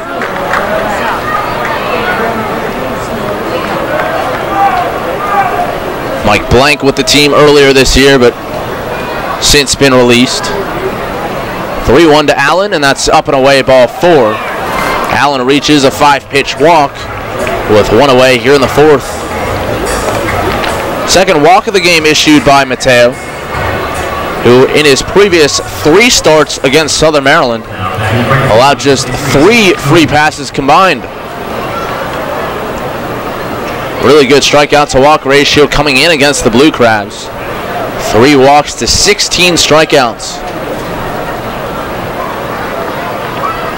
Tonight, 2 walks, 1 strikeout in the first pitch to Cone, a cutter that just missed the outside edge. Tejeda held it there for an extra beat, but doesn't get the call from the home plate umpire, Jorge Terron.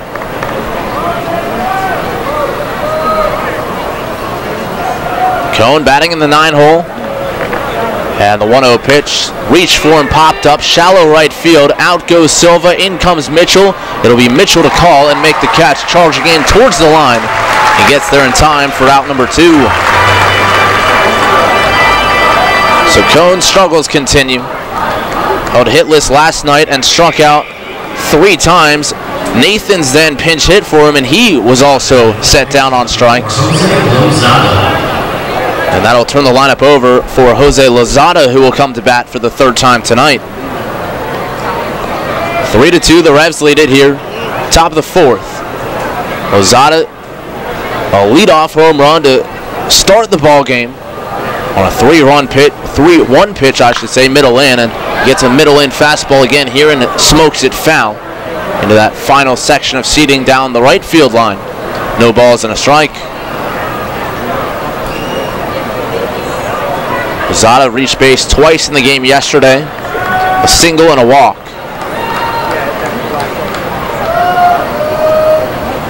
Switch hitter bats from the left side. Silva at second towards the hole and back on the outfield grass. Mateo ready, and the 0-1. Swing a chopper to the right side. Nash gloves it in front of the base, just foul. Nash upset, Mateo very upset. And he was right in front of the first base bag, awfully tough to tell on a ball right over the line. Crowd certainly doesn't like it. And Nash pointing out to first base umpire Derek Moshe that he was straddling the line and fielded it right over top of it. The other thing that comes into play here is that anything in front of the first base bag is really the call of the home plate umpire, not Derek Moshe. Count remains 0-2. And the pitch on the way. Breaking ball in the dirt, and Lozada lays off. 1 ball and 2 strikes the count.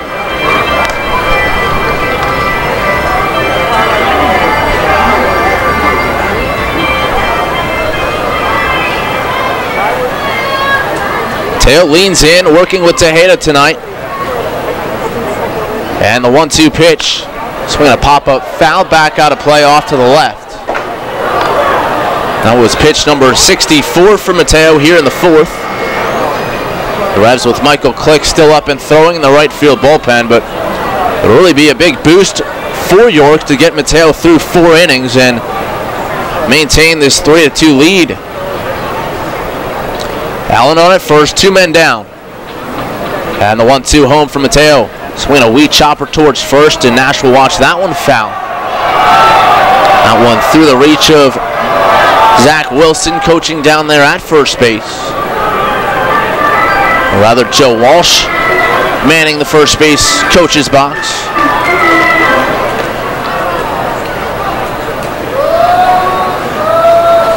One ball, 2 strikes, the count to Lozada. Infield and outfield continue to play him to the pole side. The kick and the 1-2. Swing a bouncer towards second base. Silva moving to his right. He fields and tosses on to first ahead of the speedy Lozada hustling down the line. The Blue Crabs held hitless here in the 4th. 1 walk and a man left stranded. And after 3.5 at People's Bank Park, it's the Revs 3 and the Blue Crabs 2 here on 1350 WOYK. At Donegal, we understand there are many costs associated with running a business. That's why Donegal works with you to provide quality insurance products based on your business needs, and why we deliver that insurance at a price to fit your budget. Call your local independent Donegal agent today and discover why, when it comes to insurance for your business, Donegal is a better value. Contact Coatman Kunkel Insurance at 717-854-0300 or stop in at 3217 East Market Street, York. Locally owned and operated by Pam and Rudy Coatman. Coatman Kunkel Insurance. Hey Revs fans, now's your chance to win big with the Revs and Shipley Energy. This season, during every home game at People's Bank Park, it's the all-new Shipley Energy Grand Slam inning. Each game, 1 inning will be designated, and 1 name will be selected as the contestant. If the Revs hit a Grand Slam that inning, you could win $5,000. To enter, stop by Fan Services and fill out your form, or enter via the York Revolution app or YorkRevolution.com. Sign up today and win big with the Revs and Shipley Energy this season. Hey Jane, check it out. 2 brand new Fast Play games from the Pennsylvania Lottery. Yeah, you just pick your game, get your ticket, and see if you've won. And with 9s in a line, you could win progressive top prizes instantly. Instantly? That's fast. Not faster than me drinking this frozen slush. You okay? Ouch. Headache. Oh. Fast Play. Play fast, win instantly. The Pennsylvania Lottery. Players must be 18 or older. Please play responsibly. Benefits older Pennsylvanians every day. This is Michael Click. You're listening to York Revolution Baseball, home of the Revs, Sports Radio, 1350 WOYK. First in York, first in sports.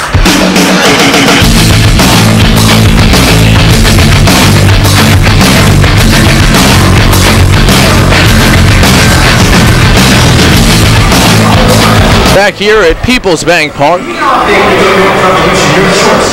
Revs leading the Blue Crabs 3-2. It'll be Ryan Dent, Chase Simpson, and then Alonzo Harris. 8, 9, and 1. And the home plate umpire Jorge Teheran pointing down towards the Revs coach's box. He wants Sandy De Leon out there. He will not let Ryan Dent hit until that happens. Sandy hustles out, and here is Dent standing in. 3-2, the Revs in front, and the first pitch from Thompson, a big breaking ball. Dent tries to check his swing. I think it's over anyway, 0-1.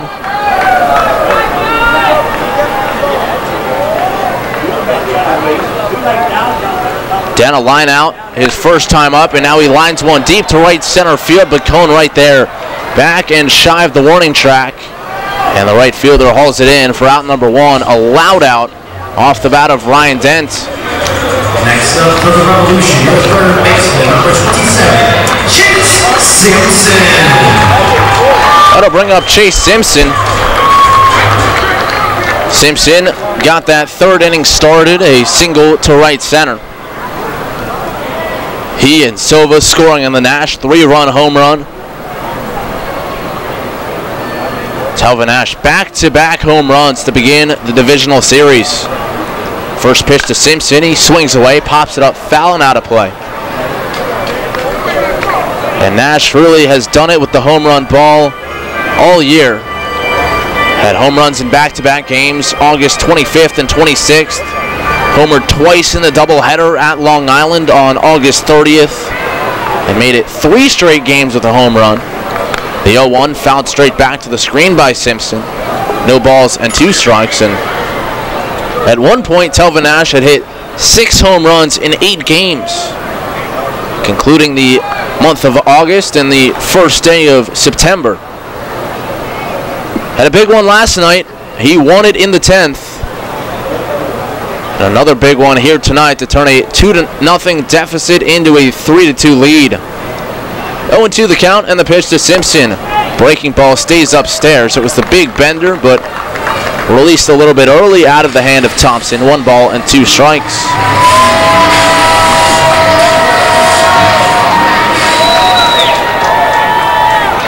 Thompson works from the windup.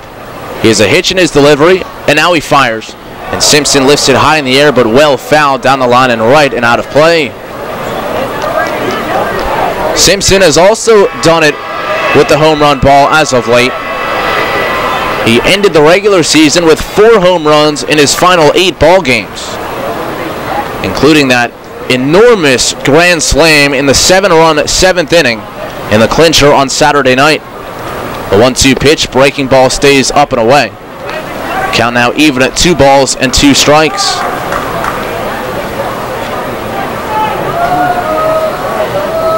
Simpson last night 0 for 4.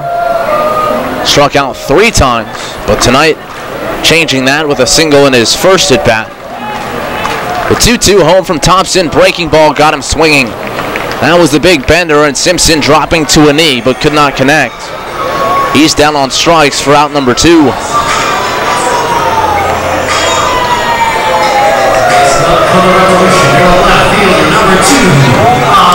Alonzo Harris now will come up. 2 strikeouts in the ball game for Daryl Thompson. While his ERA has not been good against the Revs this year, he came in with an 0-3 record and 8.71 ERA. His strikeout to walk ratio has been very stellar. He winds the first pitch to Harris, a breaking ball that misses above the letters at 1-0. Thompson now, including tonight, 22 strikeouts to just 4 walks. The righty kicks the 1-0, swinging a high fly ball, well hit left field. Hose just turns and watches it go. Alonzo Harris, a solo home run, and the Revs now lead it 4-2 here in the 4th. Up and over the arch nemesis in left. And Harris, who had a team leading 23 in the regular season, has his first here in the playoffs. And the Revs lead it by 2.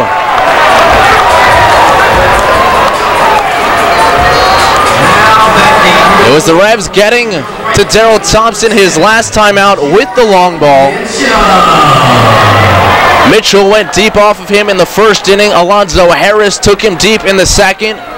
And now in this start, his subsequent start to that last time out here in York, it's Nash and Harris with 2 home runs in as many frames. Mitchell up and a swing and a miss. First pitch change up to get ahead 0-1. And all the scoring here tonight has come with 2 outs. Thompson winds the pitch, and Mitchell slaps it hard on the ground to third. It's off the glove of Lozada, and it'll be an infield hit. Lozada picks it up just shy of the outfield grass. Mitchell again hitting it hard the opposite way. This time rewarded with a base hit, and he keeps the inning going for Ruby Silva.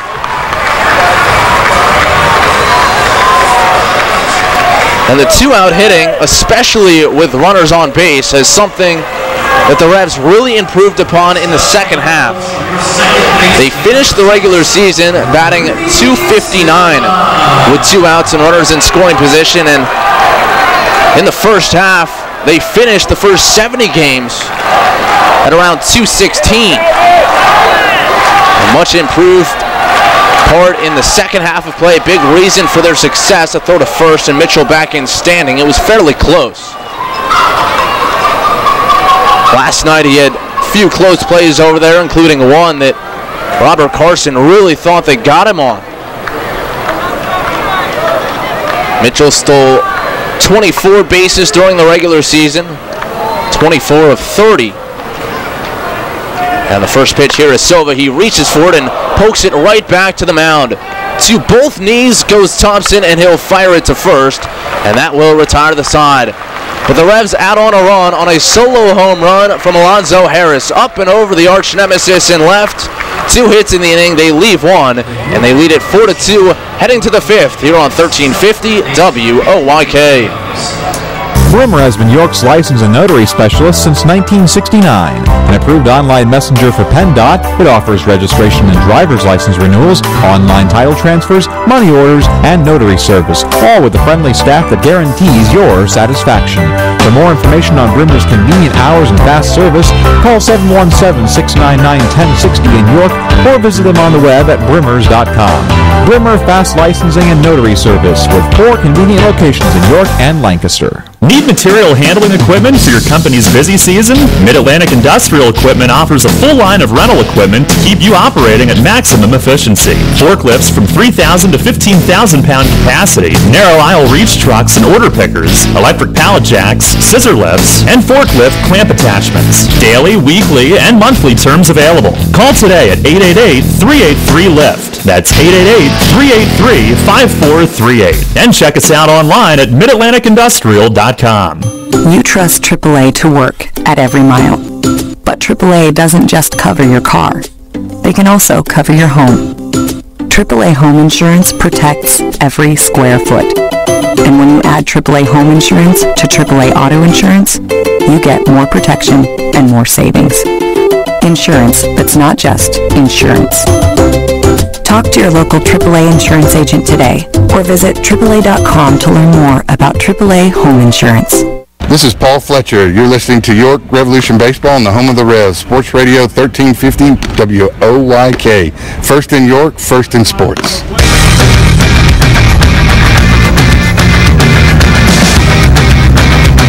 Alonzo Harris giving Victor Mateo a little breathing room. The Revs up 4-2. The first pitch, Mateo to Sampson, a breaking ball that bends down and away for ball 1. Sampson 1 for 2, just missed a home run off the right edge of the arch nemesis his last time up. The 1-0 hit hard on the ground to shortstop, but right at Ryan Dent. He gobbles it up and tosses across. 1 away here to begin the 5th.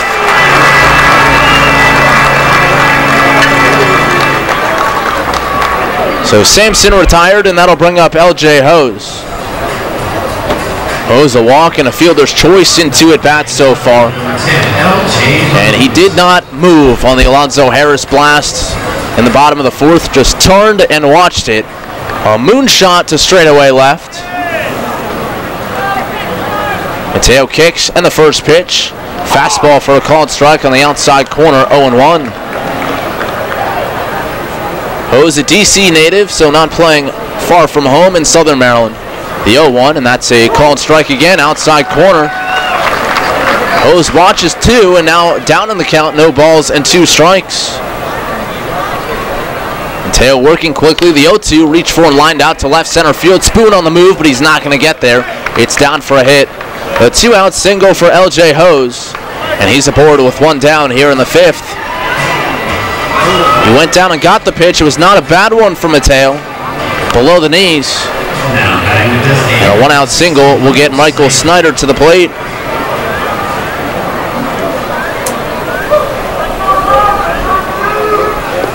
Snyder 1 for 2 in this one. Continues to battle through knee pain throughout the season. Really forced to only DH in the second half. First pitch, swing a ground ball towards second base. Dent with it. He'll flip to Silva for 1. On to first. It's a double play. 6 4-3. The Revs turn an inning-ending twin killing and erase the one-out single from LJ Hose. We're halfway home at Peoples Bank Park. The Revs leading it 4-2. You're listening to Game 2 of the Division Series presented by your neighborhood SureSave Markets here on 1350 WOYK. Did you know that Shipley Energy can take care of all your energy needs? From heating oil and propane to providing your home with electricity and natural gas. We also provide heating and air conditioning service and installation. All of your energy needs are under one roof at Shipley Energy. To learn more, visit ShipleyEnergy.com. Call 855-4SHIPLEY and don't forget to ask about our $100 rebate. Shipley Energy. Energy for life.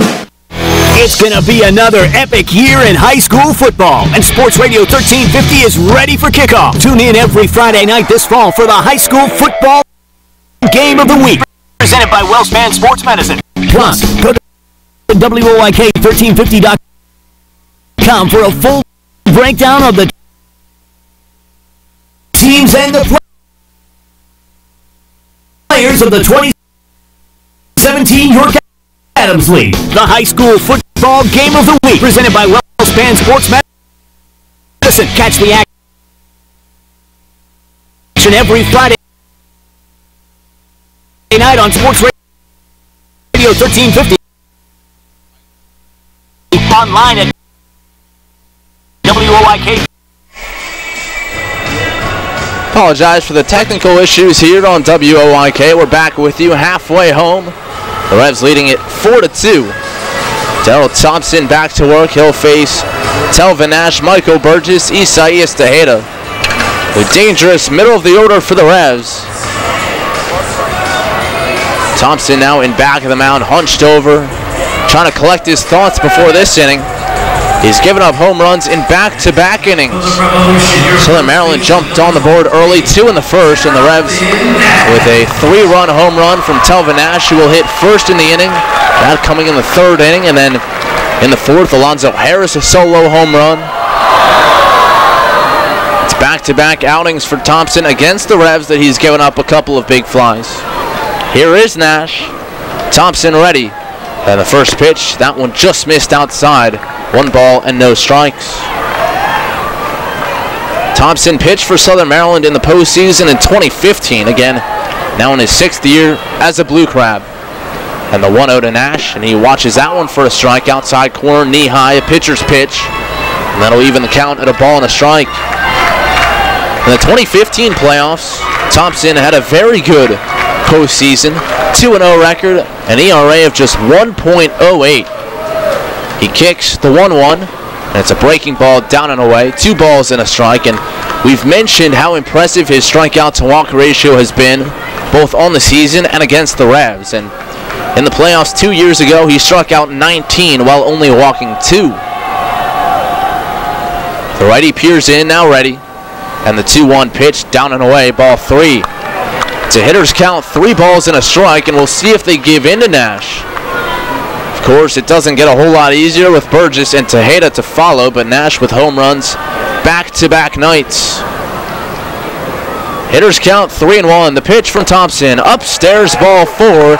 It's a leadoff walk. Thompson missing way high, shoulder high to Nash. And a base runner on in front of Burgess. Next up for the Revolution, your designated number 21. Burgess a walk his last time up, following a ground out in the 2nd inning. Lefty against the righty Thompson.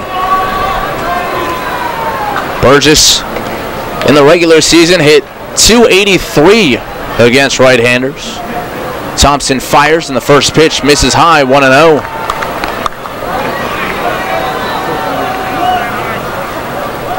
Thompson, we mentioned, came up with the Reds, drafted originally by the Expos, and he debuted with Cincinnati in 2008 in a start against the Yankees.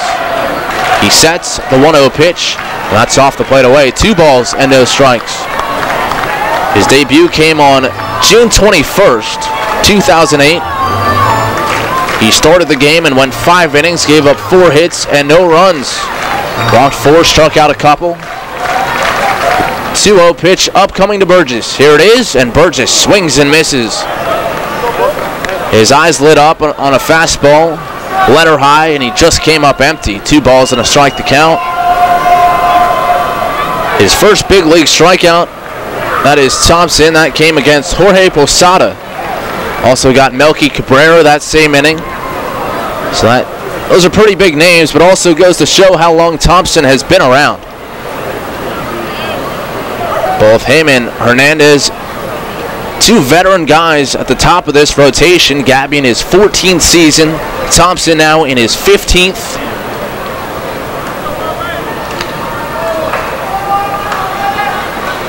Nash on at first, nobody down. And the 2-1 pitch to Burgess, that one's up and in.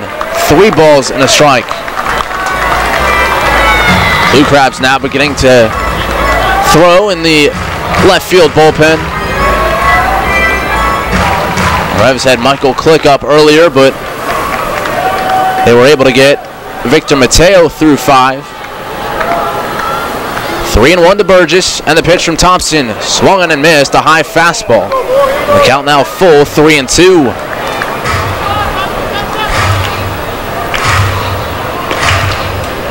Mateo rolled a big double play ball to get out of the 5th after a 2-strike, 1-out single by Hose. A walk left stranded in the 4th. The Revs trying to now provide him some additional run support. 3 balls, 2 strikes. The pitch on the way, swing and a miss, strike 3. Burgess down on strikes, and he chased 3 high fastballs in that at-bat, came up empty on all 3. And he's set down for out number 1. Third strikeout on the evening for Darryl Thompson, and the man loosening in the left field bullpen for Southern Maryland is the right-hander Craig Stem. 1 down, Nash still on at first. Here's Tejeda. Tejeda hit by a pitch his last time up, and for a second there looked to be in quite a bit of discomfort down past first base, but did stay in the game. Set up outside this time, and the first pitch, that one's on the outside edge, 0-1. Tejeda had been pitched inside almost exclusively towards the end of the season, as well as in the beginning of this playoff series, and Allen getting a first pitch strike on an outside one. He sets up outside again, the 0-1. This time it misses low, 1 ball and 1 strike. Tejeda last year, a real good season for the Revs. A 28-game hitting streak, the second longest in team history. Had his contract purchased by the Braves midway through. The 1-1 pitch, breaking ball just off the outside edge. 2 balls and a strike.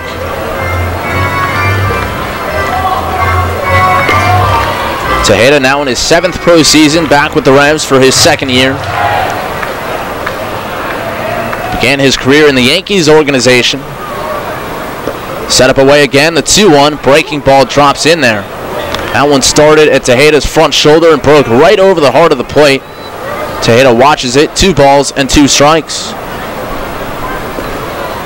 Last year, Tejeda finished with a .356 average, and that would have led the league were he to have enough at-bats to qualify. The 2-2 pitch, and he pops that one foul off to the right and out of play. Count remains at 2-2. This year, Tejeda finishing the season an even .300 average, but pretty good considering that he really struggled the last couple weeks of the season. Base hit in the game last night. See if he can turn it around here in the playoffs. Set up away, and the 2-2 pitch, swinging a pop-up foul off to the right again. Out of play. Tejeda really making Darryl Thompson work. And he's up to 83 pitches as he works here in the 5th.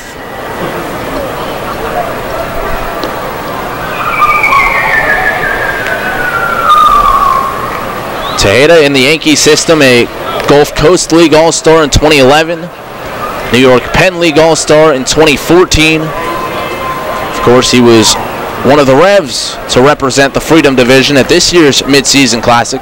The 2-2 again. Breaking ball down and away, ball 3. And the count runs full to Tejeda. Revs leading 4-2 here. Home half of the 5th. And Tejeda really making Thompson battle. Already bent over at the waist, angles the right arm, gets his sign. Nash on it first with one down. The payoff pitch, swinging a foul straight back. A breaking ball, and Tejeda got a piece off the end of the bat to stay alive. Count remains 3 balls and 2 strikes. Craig Stem continues to loosen for Southern Maryland down in the left field bullpen.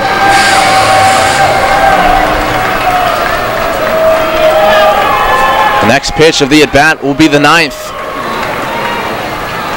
Thompson dangles the arm, reading the signs from Allen. And the righty sets. Set up outside, and the payoff pitch. Swing a high fly ball straight away at right field. That sends Cohn back towards the warning track. It looks like he has room, and does, as he backs into the wall, making the catch for out number 2. A really good at-bat there from Tejeda, and he just missed to straight away right field, sent Cohn back as far as he could go. And now James Frisbee out of the third base side dugout. Travis Witherspoon on his way to the plate, and we'll see if this is the second Blue Crabs mound visit or indeed a pitching change from Frizz. He gets right up in the face of Thompson, staring him down, trying to see what kind of confidence he might have to get through inning number 5. And it was just a few words from Frizz, perhaps trying to refocus Thompson. And now the skipper back to the third base side dugout.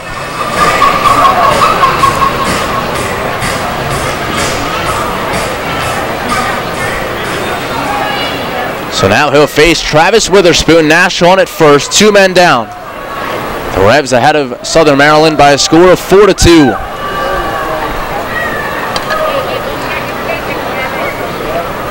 Witherspoon climbs in. 1 hit and 2 at-bats so far. The kick and the first pitch. Swing and a miss. 0-1 the count. Just past 8 o'clock, and now was there a balk called? Second base umpire Richard Katz is motioning for Nash to go to second base. Not sure what he saw, but Nash up to second on the balk. We'll get you the station ID in a moment. So no pitch to Witherspoon. 0-0 the count as Jorge Terron, the plate umpire, turns around and motions that to the press box. So now runner in scoring position for Spooney. 2 outs, Nash at second. And now time called. Witherspoon asking for time, but quickly back in the batter's box. Thompson ready. He comes set at the letters. And the first pitch to Witherspoon. Front door breaking ball in there for a strike. That was a slider, not the big overhand curveball that he likes to go to. But nevertheless, ahead 0-1. Witherspoon an all-star in back-to-back years for the Revs. Set up outside the 0-1. And he swings and lifts it high in the air, back of second base. Sampson, the second baseman, onto the outfield grass. In comes Vaughn from center field. And it'll be the center fielder calling and catching to retire the side. A walk and a man left stranded. And after 5 completed at Peoples Bank Park, it's the Revs 4 and the Blue Crabs 2 here on 1350 WOYK. Hey, it's the good-looking genius at Broadway Transmission. You know what really grinds my gears? Perfectly good cars being thrown away just because the transmission went bad. My mind slips into overdrive when someone says, I'll just get a new car before I spend that kind of money on a transmission. What? According to Kelley Blue Book, the average price of a new car is $32 grand. Now you're going to finance that, right? There's another $6 to $8 grand. And if you drive it off the showroom floor, it loses 20% of its value immediately. Don't forget, you also have to pay sales tax, higher insurance rates, title and registration fees, and come up with $600, $700, $800 a month depending on your interest rates for 5 years. And remember, you will still have to pay for the upkeep of the car, brakes, tires, wipers, fluids, etc. Stop! Trade your transmission, not your car. Thanks, good-looking genius. You're welcome, ma'am. Broadway Transmission will get your ship together and save you all that dough. Visit us on the web at BroadwayTrans.com or stop in and see how it's done. Does your wealth advisor know how you take your coffee? At Smith, Mayer & Little Wealth Advisory Group, we genuinely get to know our clients, from their interests, goals, and dreams, right down to how they like their coffee. By understanding our clients on a personal level, we help them make wise financial decisions. In us, you will find a trusted confidant dedicated to your financial success. Smith, Mayer & Little, a wealth of knowledge about wealth. Get to know us over a cup of coffee or visit us at financialjava.com. Janney Montgomery Scott LLC, member NYSE, FINRA, and SIPC. This is Chan Choi, athletic trainer of the York Revolution. You're listening to York Revolution Baseball on the home of the Labs, Sports Radio 1350 WOYK. First in York, first in sports.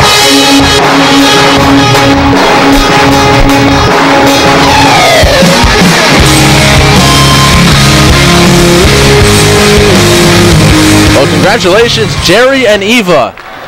An in-between inning proposal on top of the first base side dugout. She said yes.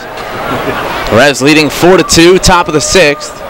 Mateo back to work. And the first pitch to Devin Rodriguez outside, 1-0. Rodriguez, Vaughn, Garcia. 5, 6, and 7 in the order. And Rodriguez 1 for 2. The 1-0 pitch from Mateo. Tried to backdoor him with a cutter. Didn't quite come back to catch the outside corner. And Vic behind, 2 balls and no strikes. Seemed like Vic might have a short leash in the early going, but got through 3. The 2-0, swing and a miss.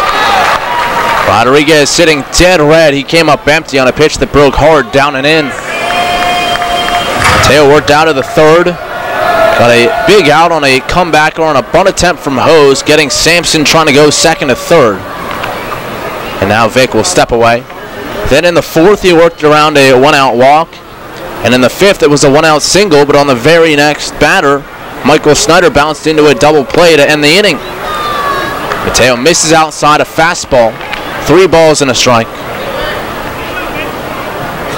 You don't want to walk the leadoff man here, but again, Rodriguez, not the guy you want to give into either. You saw what he just did, a big swing and a miss, but certainly has some power. The 3-1 hit hard on the ground to second base. Silva right there. He plays it to his left and tosses on to Nash at first. A big out, number 1. Hard hit ground ball, but Silva right there to field. And certainly an important out, especially with Mateo behind in the count. Just past 8 o'clock, we'll pause for station identification here on Revolution Radio. First in York, first in sports. Your only local sports station. The new Sports Radio 1350, WOYK, York, Pennsylvania. Corey Vaughn at the plate now, swinging and fouling the first pitch, straight back, 0-1. Along with Darrell Henry, I'm Matt Present. Game 2 of the division series. The Revs leading it 1-0. 0-1 pitch. Swinging a high fly ball left field and deep. Harris will turn. He'll look, and it is off the top of the wall. He'll play the carom. He'll fire towards second base. And in safely with a stand-up double is Corey Vaughn. That one was a close call off the top of the well-span sign, but it stays in the ballpark. A 1-out double for Vaughn, who has 2 doubles in the game. And I wonder if Harris, he did not move initially, and I think he did that on purpose to maybe make Vaughn think that he hit it, try to almost lull him into a into a home run trot and have a chance to throw him out. He does beat the throw. That will be all for Mateo. He goes 5 1/3 innings. And after the 1-out double for Corey Vaughn, lifted to a standing ovation here at Peoples Bank Park. Mateo certainly has put the Revs in position to win it. Now Mark Mason will go to his bullpen and turn to right-hander Michael Click. It's a Maple Donuts pitching change. Click on here in the top of the 6th, and we'll step aside as he gets warm here on 1350 WOYK. It's time again for York Mitsubishi September sales event with 0% financing or rebates and discounts up to $4,500 on all remaining 2017s in stock. So stop by and see what we can do for you on all Outlanders with 7-passenger seating, Outlander Sports, Lancers, and Mirages. And as always, get our 10-year, 100,000-mile powertrain limited warranty. So don't miss out on York Mitsubishi September sales event while selection is still available. York Mitsubishi, just off Route 30 on Roosevelt Avenue, York. Come on! Colin Cowherd. Is an actor bad if he has a bad movie? Remember the movie Tom Hanks had with Julia Roberts about 4 years ago? Was he suddenly a bad actor? Nah, he got a shaky script. But I just watched Bridge of Spies this weekend with Tom Hanks. Tom Hanks is back. Why? Because he had Steven Spielberg directing. Right now, Andrew Luck doesn't have a very good script to work with. This is The Herd with Colin Cowherd. Weekdays at 3 on Sports Radio 1350 WOYK. You'll always hit it out of the park with great Best Yet products from your neighborhood Sure Save stores. Like party platters with $18.93 deli items. Team up Best Yet hot dogs with Best Yet kettle cooked chips. And get Best Yet 12 packs of soda and Best Yet Rising Crust pizzas at Sobel's Markets in Shrewsbury, Stewartstown, Whiteford, and East York. And at Nell's Market Fresh Foods in Spry. This is Stephen Janis. You're listening to York Revolution Baseball on the home of the Revs. Sports Radio 1350 WOYK. First in York, first in sports.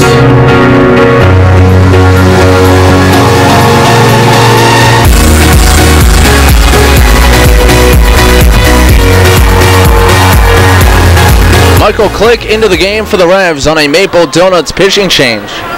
He'll face Edwin Garcia with Corey Vaughn out at second base. One away, top of the sixth, and the Revs leading 4-2. Click ready, the righty drops the hands. And the first pitch to Garcia, fastball for strike one.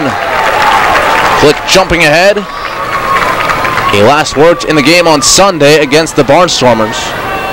Gave up 3 hits, 2 runs, 1 earned. He struck out 2, and really a lot of relievers didn't have their best stuff that day, a game that was rather meaningless.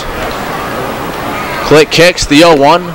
Fastball just off the plate outside, 1 ball and 1 strike. And so many of these relievers thrive on pressure, and there wasn't a lot of that in Sunday's ball game, a game that really dragged on 4.5 hours before it finally concluded.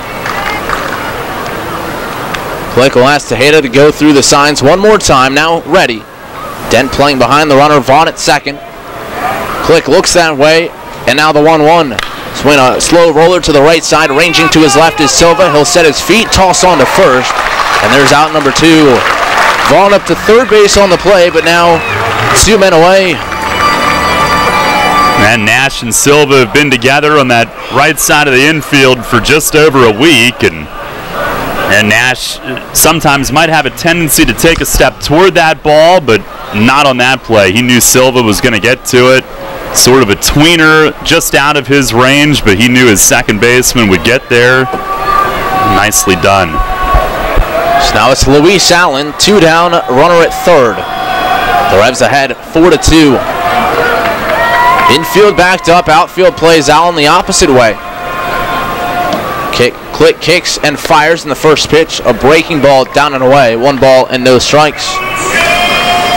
Click finished the regular season with a 3-1 record. An ERA at 3, right on the nose.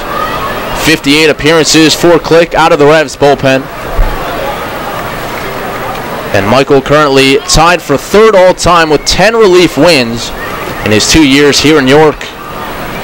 He drops the hands. And the 1-0 pitch, fastball hit sky high towards shortstop. Ryan Dent looking up, waiting, and now he reaches up and puts it away to retire the side.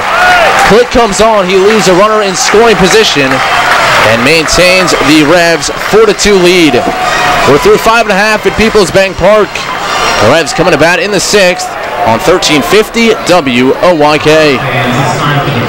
Money and business are essential to the strength of a community. So is cheering and celebration and music and fun.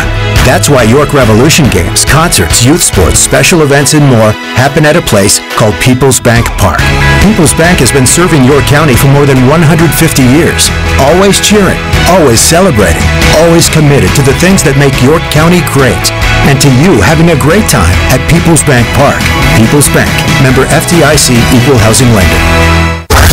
This is the Dan Patrick Show. Just like to say that y'all rock, man. Tom Verducci of Sports Illustrated wrote the cover story on Vin Scully.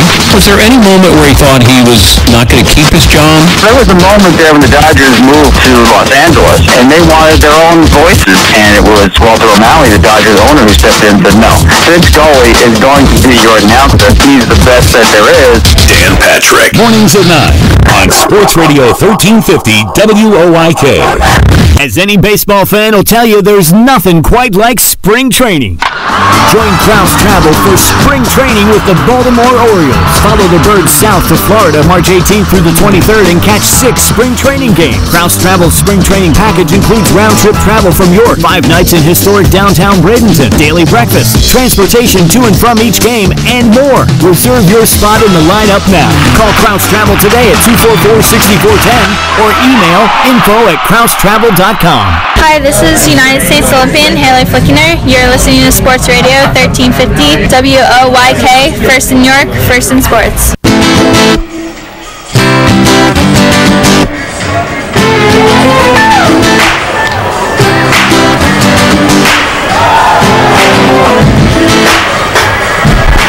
Back here at People's Bank Park, we head to the home half of the 6th. You're listening to Game 2 of the Division Series here on 1350 WOYK, presented by your neighborhood SureSafe Markets.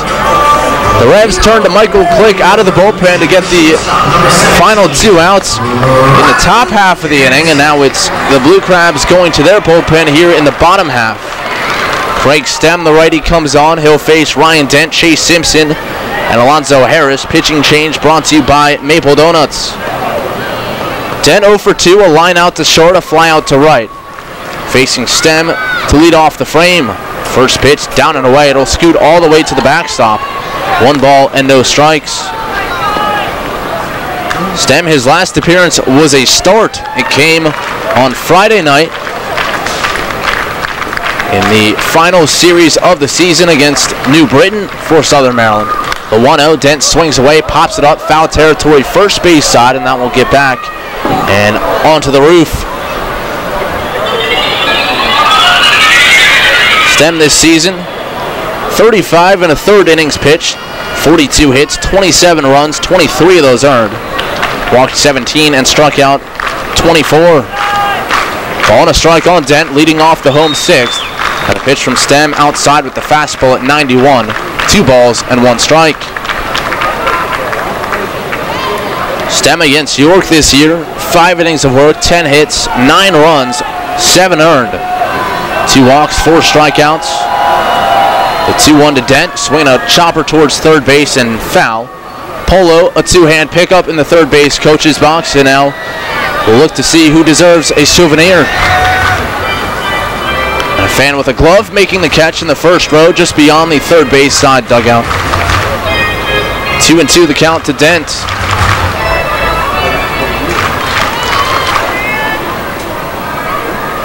Dent finished up the regular season with a .321 average over his last 10 games. And the 2-2 pitch from Stem, fastball, and it just missed down and away. Good eye from Dent. He watched that one all the way in. And it just missed to run it full, 3-2. Infield back, outfield plays him straight away. Stem will go exclusively from the stretch, working with Allen behind the plate. Has his sign, and the payoff pitch. Called third strike, got him with the changeup on 3-2. Dent started the hands and was frozen, and he set down on strikes for out number 1. Yeah, coming in to start an inning, you're probably not expecting off speed like that on 3-2. Credit Stem, and I think Dent was most likely sitting fastball. That's a tough one when he's able to locate it like that. Much different game than last night in terms of strikeouts. Last night, each team with 11 punch-outs. Tonight so far, the Blue Crabs have struck out 4, and the Revs just 1. Fielders a lot busier tonight. The Revs ahead 4-2 in the home sixth. And Chase Simpson up from the left side. Set up outside. The first pitch from Stem, and a fastball misses outside. 1 ball and no strikes.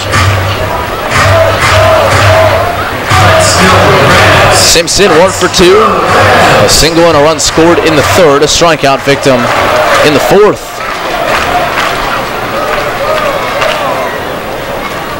Stem ready. He kicks the 1-0. Swing and a bouncer foul into the Revs dugout.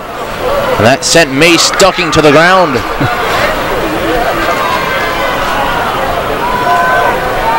Simpson now in his 4th pro season. Joined the Revs on the 1st of July. After beginning the season at Altoona, the AA of the Pirates, who drafted him in the 14th round back in 2014 out of Wichita State. 1 ball, 1 strike to count. The kick and the pitch. Swing a high fly ball, shallow left field. Out goes Garcia, the shortstop. Hose coming in, and it'll be LJ Hose to reach up and glove it for out number 2. That'll turn the lineup over for Alonzo Harris. 2 outs, bases empty. The Revs with a 4-2 lead. Harris's last time up launched his first home run of the postseason after hitting 23 to lead the team during the regular campaign. Solo shot off of Darryl Thompson, who gave up that in addition to the 3-run home run from Telvin Nash. First pitch to Harris, and he watches that one, a fastball, maybe a little cut to it at 87, 0-1.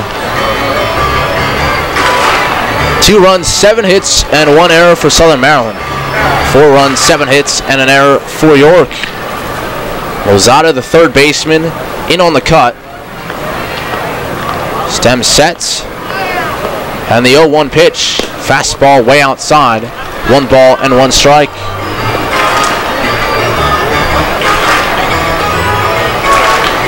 Stem, a big right-hander, 6'5", 215. Has made it as high as AAA. Lozada now backing up, and the 1-1.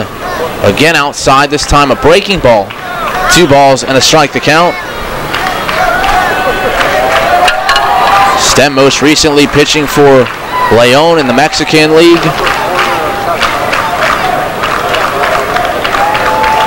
From the belt, the righty says yes, and the 2-1 just off the plate outside. It's a hitter's count, 3 balls and 1 strike. Jared Mitchell would be next. He's 1 for 3.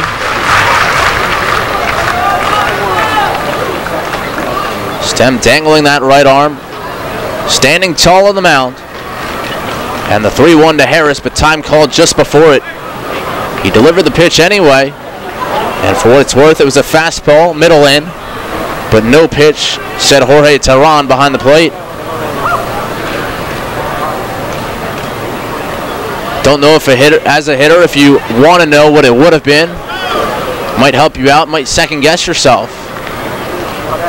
And now on the mound, Stem will step off. Harris with that fluorescent look here tonight, the tennis ball colored arm sleeve and batting gloves.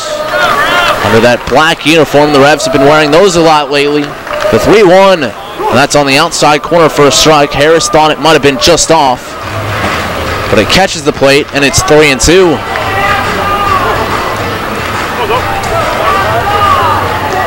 Talking with Alonzo before the game, he and Robert Carson, who he thought might have played together, indeed did. 3-2 pitch popped up over to the right and out of play into the seats. He said they first played together in high school, both Mississippi natives, and Harris said as a senior in high school, Robert Carson got it up to 97. 2 of them attended the same pre-draft workout in Mississippi before being taken by the Mets. The 3-2 pitch hit on the ground towards shortstop. Circling it is Garcia, and he will throw across to retire the side. It's a 3-up, 3-down inning for Craig Stem. The Revs go quietly here in the 6th. On to the 7th at Peoples Bank Park. It's the Revs 4 and the Blue Crabs 2. Darrell Henry will take you home when we come back on 1350 WOYK. Sports injury? Walk into WellSpan Urgent Orthopedics for immediate care. No appointment is ever needed. Our orthopedic and sports medicine specialists are here to treat you. Visit wellspan.org/urgent orthopedics today for hours at our York and Hanover locations. It's going to be another epic year in high school football, and Sports Radio 1350 is ready for kickoff. Tune in every Friday night this fall for the high school football game of the week, presented by WellSpan Sports Medicine. Plus, go to WOYK1350.com for a full breakdown of the teams and the players of the 2017 York Adams League. The high school football game of the week, presented by WellSpan Sports Medicine. Catch the action every Friday night on Sports Radio 1350, online at WOYK1350.com, or download the WOYK mobile app. At the York County Solid Waste Authority, we know just 1 quart of motor oil can contaminate 1 million gallons of water. Recycle your motor oil at locations throughout York County. Visit www.ycswa.com for locations. Garbage is power. Hear that? It's the sound of summer. Sound nice? Call Kona Ice. We do it all. Schools, sporting events, parties, both corporate and birthday. You name it, we'll be there. We bring the party to you. If you need a little bit of fun in your life, we're the shaved ice truck for you. Oh, and we fundraise too. This summer, cool down with Kona Ice. Give us a call at 1-800-KONA-ICE or visit us online at www.kona-ice.com. Kona Ice. Flavor our world. Hey, this is Jacoby Jones, Super Bowl champ, Dancing with the Stars. If y'all didn't vote for me, it's y'all fault I lost, but you're listening to the radio, WOYK 1350, baby.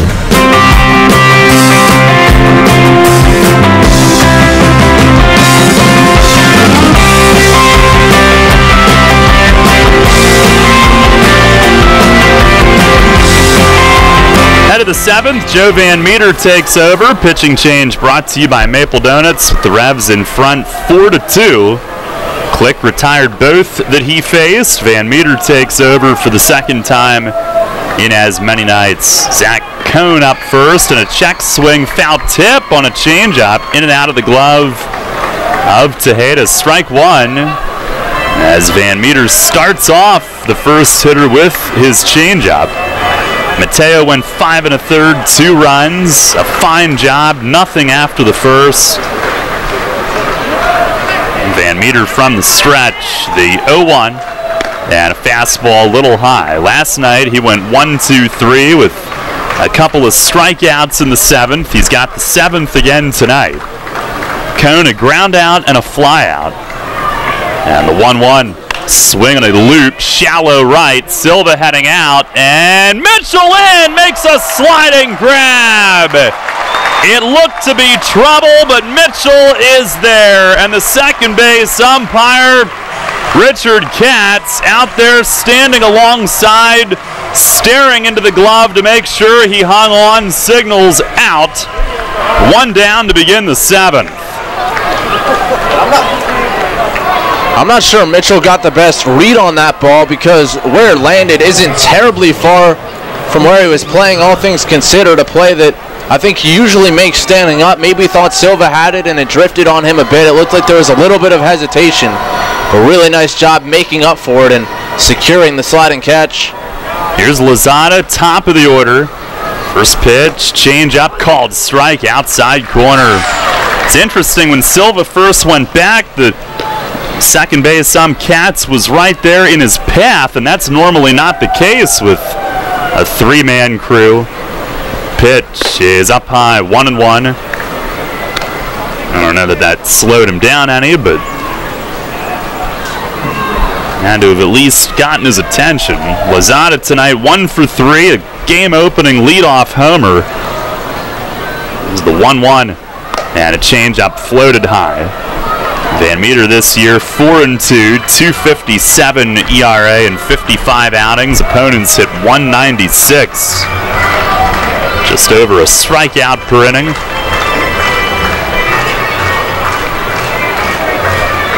Revs up 4-2 in the 7th. Pitch, and it misses down and away. 3-1 on Lozada. Nate Sampson on deck. Revs were down 2-0 early. Nash, a 3-run homer for the lead in the third, and then Zoe went deep in the fourth. 3-1 pitch, and right down the middle. Called strike, and we're full. Revs now will send Gomez to the bullpen mound again. It appears to be the same order as last night thus far. As time is asked for by the hitter, Lozada backing out. Again, he is a Puerto Rico native. We wish him the best, and any one of our listeners or the players who have ties there. Blue Crabs with lefty Robert Carson up. Payoff pitch. Swing and a miss! He struck him out. Van Meter came back to get him. Had fallen behind 3-1, but he strikes him out. A fastball down and away, 2 down. That was right around the bottom of the knees, and Lozada had to swing with a full count and swung through it. At 2 down, here is Nate Sampson, who's 1 for 3, a double in the third, off the right edge of the nemesis. And Van Meter ready, and the pitch. Fastball, strike called. Outer edge, knee high. His double very nearly made it 3-0. He was still at second with no outs. Mateo made a great play on a bunt. And here's a line drive toward left and right at Alonso, moving toward the line. Hit hard, but Harris right there. And a 1-2-3 7th inning for Joe Van Meter for the second straight night. Stretch time at the bank. It's York 4, Southern Maryland 2. You're listening to Game 2 of the Division Series, brought to you by Neighborhood SureSave Markets. Money and business are essential to the strength of a community. So is cheering and celebration and music and fun. That's why York Revolution games, concerts, youth sports, special events, and more happen at a place called People's Bank Park. People's Bank has been serving York County for more than 150 years. Always cheering, always celebrating, always committed to the things that make York County great. And to you having a great time at People's Bank Park. People's Bank, member FDIC, equal housing lender. The York County Economic Alliance is York County's primary business resource, representing over 1,100 member businesses and 50,000 employees in York County. The YCEA serves to lead economic growth, connect local businesses, and to create a prosperous York County. This month, the YCEA celebrates the anniversaries of these members: Gladfelder, Anstat Communications, RG Group, RKL, Buchard Horn Incorporated.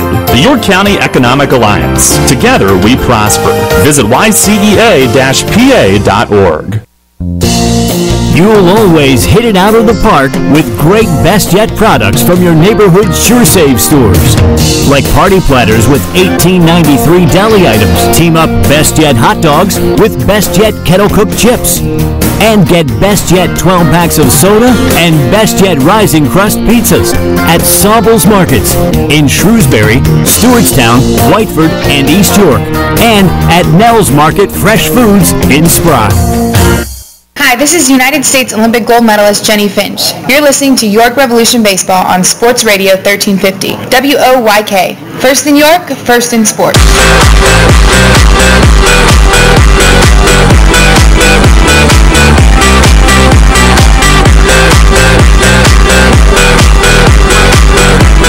Bottom of the 7th, Revs lead 4-2. Lefty Robert Carson, the new pitcher. Pitching change brought to you by Maple Donuts. Revs with Mitchell, Silva, and Nash due up, 2-3-4. Carson was in the game last night, also in the 7th. Walked Mitchell, but caught him attempting to steal, which finished a 1-2-3 inning for the lefty. And the first pitch. It's a slider for a strike. Perfect placement on the outer edge. Matt was mentioning last inning when Zoe batted, he and Carson did indeed see each other on the high school fields in Mississippi. Ended up at the same pre-draft workout. Drafted by the Mets same year. Pitch is a breaking ball low. Carson won't face Zoe tonight unless the Revs have a wonderful 7th inning and he's still in. They lead at 4-2 at the moment. Carson, the gold necklace glistening. He deals and missed low, 2-1. Zoe said that Carson would touch 100 in high school. Maybe not in high. He said 97 in high school, and he said he could really run it up to 100 in his first few seasons.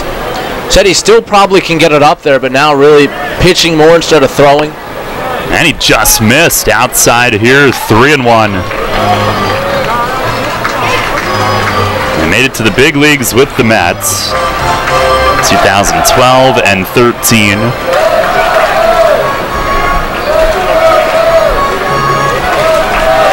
Second year with Southern Maryland. The 3-1 and a bouncer toward first, and it does stay fair just inside the edge of the bag. Rodriguez gloves and takes it to the bag unassisted. Revs fans remembering the close call that Nash thought that he had fair back in the 4th, I believe it was. And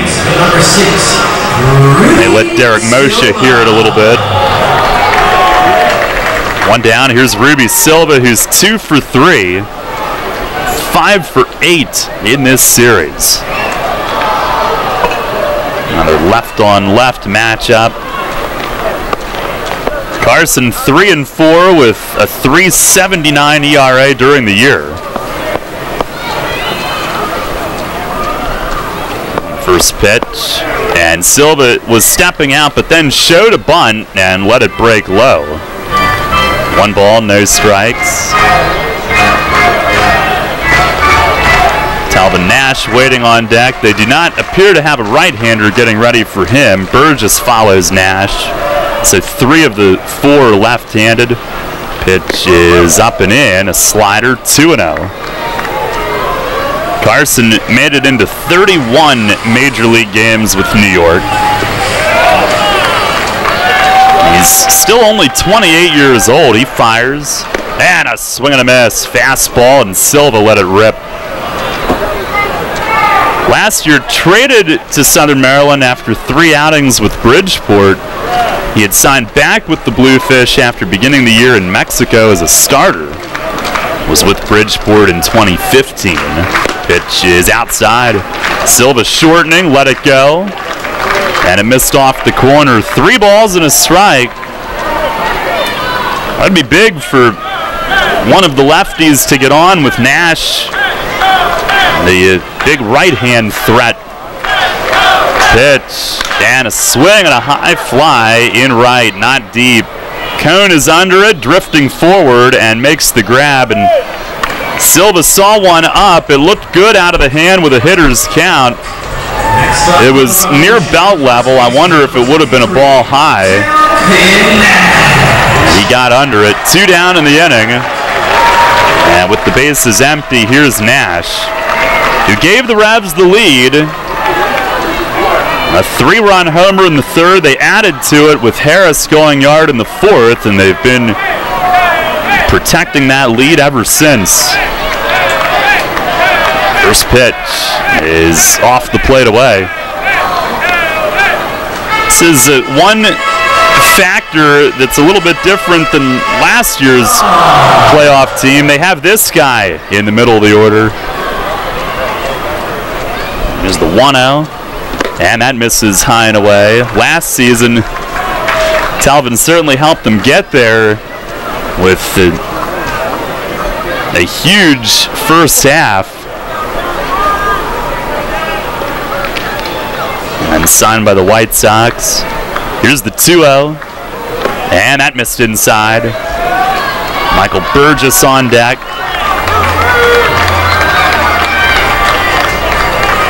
Nash tonight 1 for 2 with the 3-run homer and a walk.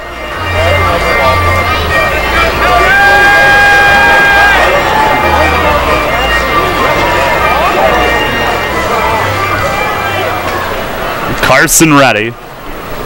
3-0. And he missed up high. And Nash walks for the second time tonight as he puts the bat away and jogs to first. By the way, the Revs record for postseason home runs belongs to Brian Nelson, the man that he joined last night as the only two to hit walk-off homers in Revs playoff history. Nelson hit 3 during the 2011 championship run. Nash now with 2 in 2 games. There's Michael Burgess, who's 0 for 2 tonight with a walk. First pitch is down and in, made him move his feet. Carson's missed with 5 of his last 6. And walking Nash does give him the lefty-lefty matchup with Burgess, but you would think that the way Nash is hitting should really help Burgess right behind him in the order. 1-0. And a swing and a foul back onto the roof. 4-2 York here in the bottom of the 7th. Gomez loosening for the 8th for the second straight night. It was a 2-run lead at this juncture last night as well. Each team had 1 fewer run. 1-1. Swinging a bouncing ball right to first. Rodriguez gloves it on the sharp one-hopper and takes it to the bag unassisted. No runs, no hits. 1 man left, and we're going to the 8th tonight. Gomez in here again with the Revs leading 4-2. Enter Rutter's Summer of Freedom sweepstakes today. Look for the entry star, purchase participating products, scan your Rutter's rewards card, or enter VIP information at checkout, and automatically be entered to win your choice of a 2017 Jeep Wrangler Unlimited Sport, Ram 1500 Bighorn Quad Cab, or Dodge Challenger RT from Stettler. Drive better, drive Stettler. Free gas for a year and one of thousands of prizes, including Red Bull, Pepsi, and Pennsylvania Lottery scratch-off tickets. Must be a Rutter's VIP to enter. Rutter's, why go anywhere else? Mid-Atlantic Industrial Equipment offers quality material handling equipment and services. Along with a full line of Unicarriers and Komatsu forklifts, you'll find Genie aerial lifts, IPC Eagle floor scrubbers, and Penalift loading dock equipment. Mid-Atlantic can provide rentals, pre-owned equipment, service, and replacement parts for most makes. When you need the best for your business, call Mid-Atlantic Industrial Equipment at 888-383-LIFT. That's 888-383-5438, or online at MidAtlanticIndustrial.com. Columbia Gas of Pennsylvania delivers natural gas to 423,000 customers. Our commitment is to do it reliably, efficiently, and most importantly, safely. If you smell, hear, or see any sign of a natural gas problem, evacuate immediately and call 911 from a safe location. The most obvious indication of a problem in your home would be a rotten egg odor. For more information on natural gas safety, visit ColumbiaGasPA.com. Columbia Gas of Pennsylvania, reminding you about natural gas safety. Hi, this is Rich Free. I'm the CEO of the RG Group. We're a proud member of the York County Economic Alliance since 1961. You're listening to Sports Radio 1350 WOYK. First in York, first in sports.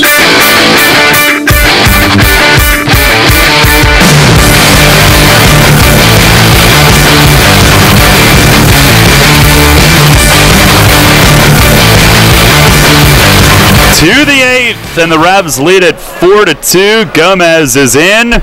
Pitching change brought to you by Maple Donuts. LJ Hose to lead off, and a fastball pumped in for a strike. 3, 4, and 5 in the order. Last night it was Hose who doubled to tie it off Gomez. Here's the 0-1. And a fastball just outside. Snyder and Rodriguez will follow. Mace using the same order as he did to this point from a night ago. Gomez, the 1-1, and it missed outside. 4-2 York. 8th inning brought to you by York Dental Sleep Therapy. Attendance tonight, 4,027. And the 2-1.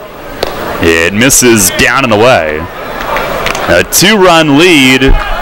Certainly doesn't want to put Hose on with Snyder on deck, who would represent the tying run in that scenario. Gomez ready, the 3-1. Breaking ball, and he skies a foul. Out of play, way off to the left. A 3-1 slider. And Gomez runs it full. Gomez this year, 4-4, 3.26 ERA, 41 outings. And he's ready. The stretch, the payoff pitch. Swing and a miss. He struck him out. Fastball at 91. Big first out to begin the 8th. And Gomez is just such a competitor. He loves to have those rematches. I know you talked about it up in Long Island when he gave up the walk-off home run to Elmer Reyes, and the very next day blew him away on strikes. And he comes back. Revs pitchers have done a great job in this series when falling behind of coming back. Van Meter did it last inning. Here's Snyder. And the first pitch, a fastball right in there at 92, a strike. Snyder 1 for 3 tonight, single, strikeout, double play.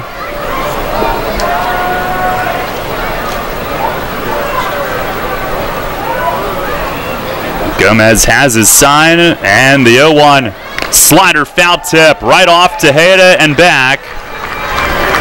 And it's 0-2.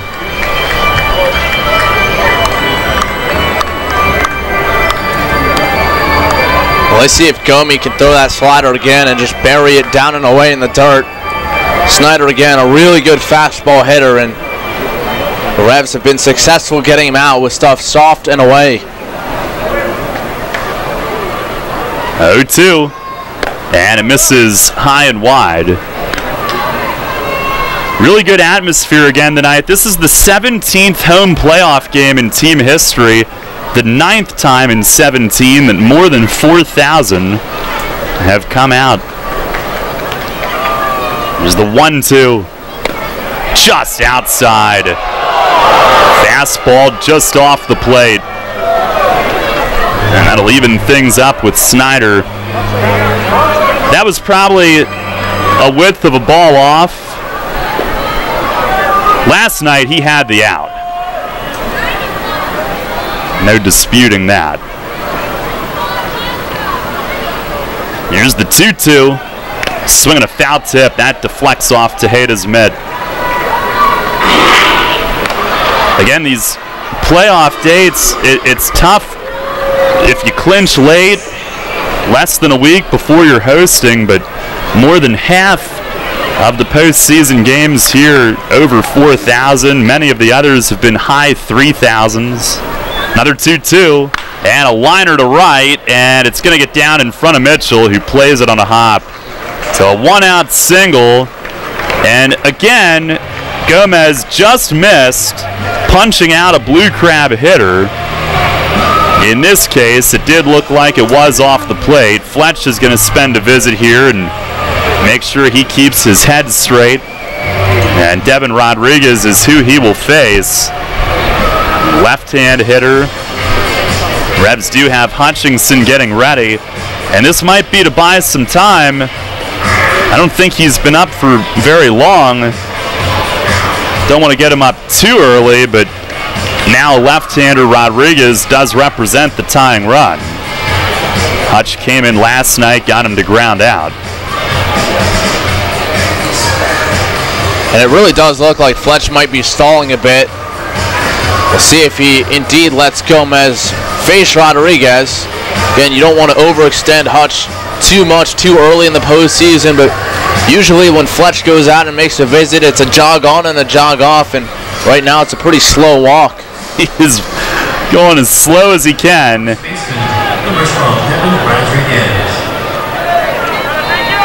Rodriguez is announced and does dig in. Gomez stays in.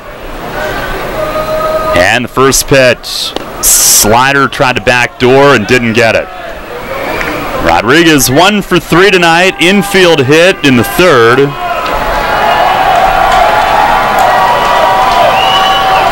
He is the tying run, had 6 homers during the season. The 1-0, And a slider missed away again. Corey Vaughn follows Rodriguez. It's all right-hand hitters the rest of the way down. Revs a 4-2 lead, 1 on, 1 out here in the 8th. Gomez ready, the 2-0. And a slider missed low. Now he falls behind with 3 straight, all sliders.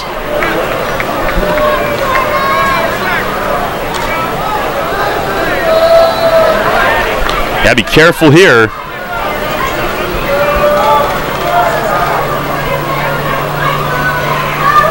Here's the 3-0. Green light, swing and a miss. Fastball up and away at 91. And Rodriguez tried to hit that one to Lancaster. He came out of his shoes.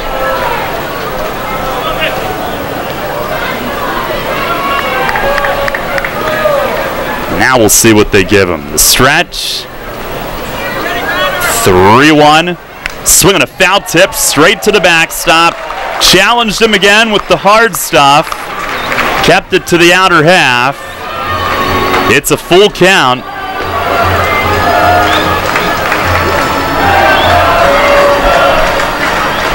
Joe Walsh, their bench coach, coaching at first, motioning into Rodriguez to stay within himself. He took 2 big swings. Here's the payoff pitch. Swinging a foul tip, and that knocked Tejeda right onto his rear end. That one hit him squarely on the foul tip. He's taken a few tough ones this inning. And now to his knees. Mace will walk out. Chong will jog out. Rodriguez pats him on the back as he checks his face mask. And Chong will make sure he still knows where he is. Full count it remains. And the battle between Gomez and Rodriguez continues. Tejeda will stay in as Mace and Chong make their way back.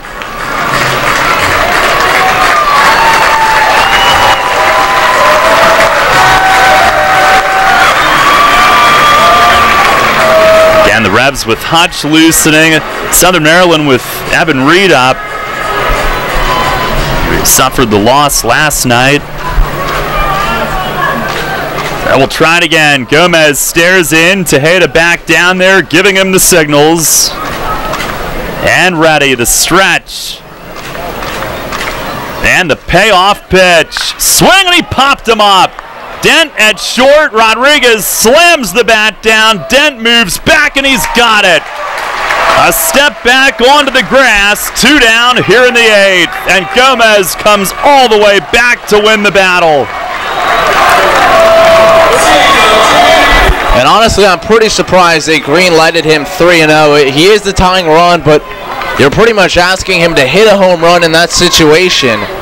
And I really think that changed the complexion of the at-bat and got Gomi back into it, as now Mace will come out and make the move. So even with the right-hand hitting Corey Vaughn due up, they will go to Hutch, who's been one of the best relievers in the league all year, and try to get 4 outs from him for the 2nd straight night. A pitching change brought to you by Maple Donuts here in the top of the 8th inning. And Mace going against the right-left grain here, leaves Gomez in to face Rodriguez, retires him, and now it's Hutch coming in, looking for the 4 outs.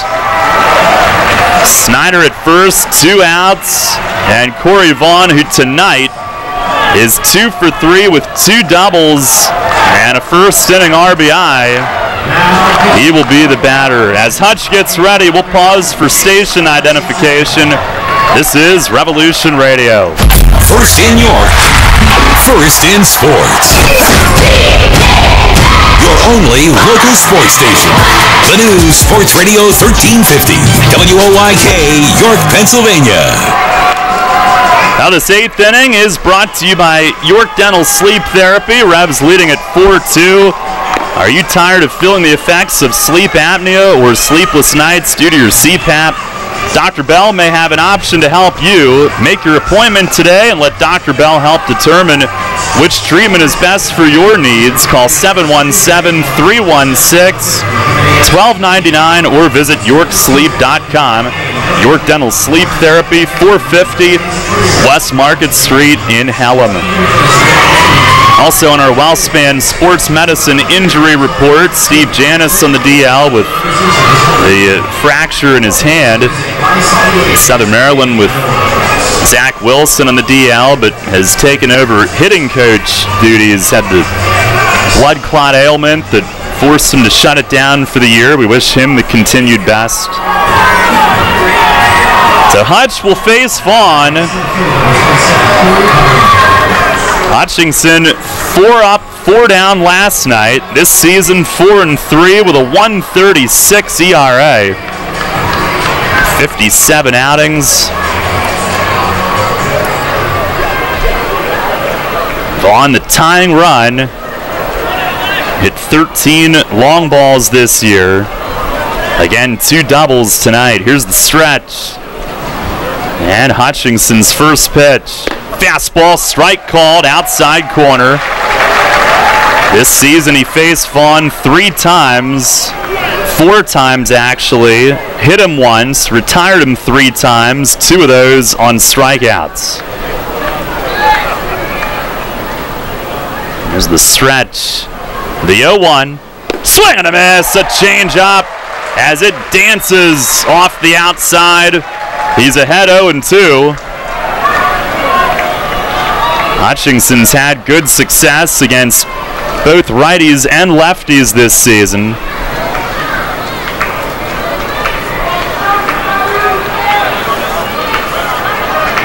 Nash holding Snyder at first. Here's the stretch from Chase.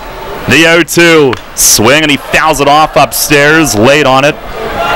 Fastball at 91. Righties against Hutch have hit just 200, lefties 180.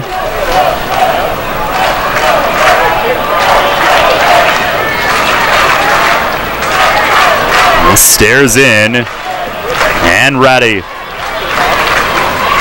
Another 0-2.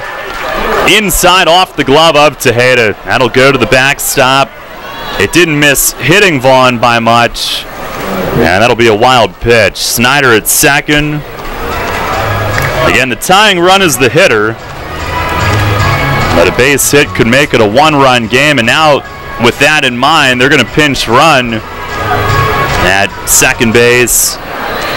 It'll be Brian Bistain pinch running for Michael Snyder. And it makes sense because, again, as we talked about, Michael Snyder really battling a knee injury throughout the second half and unlikely to get up again in this game.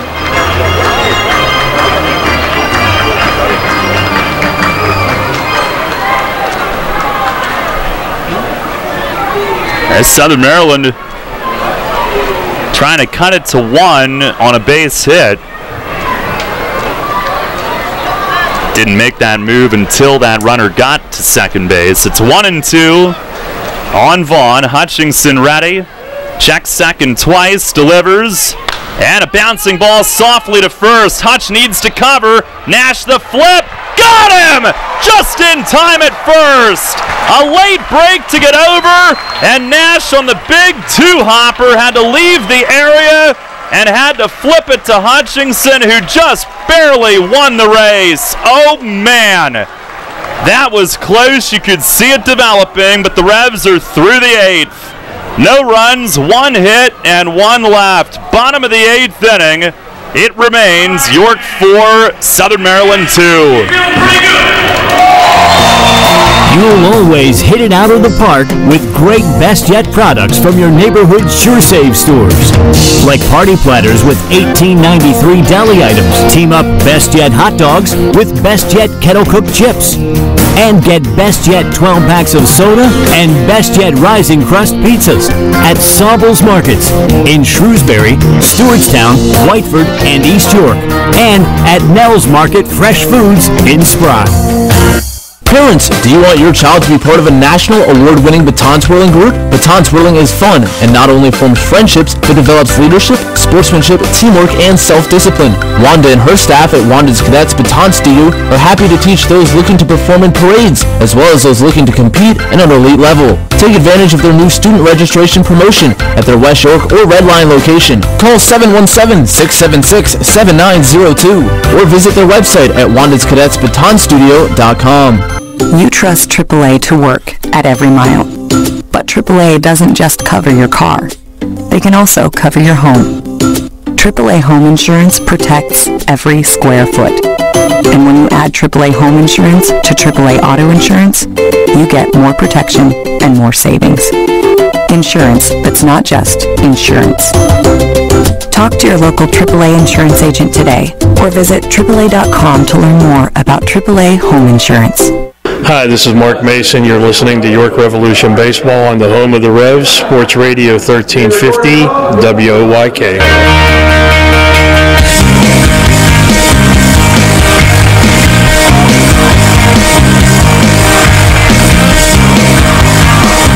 Head to the bottom of the 8th, Chase Hutchinson finishing off the top.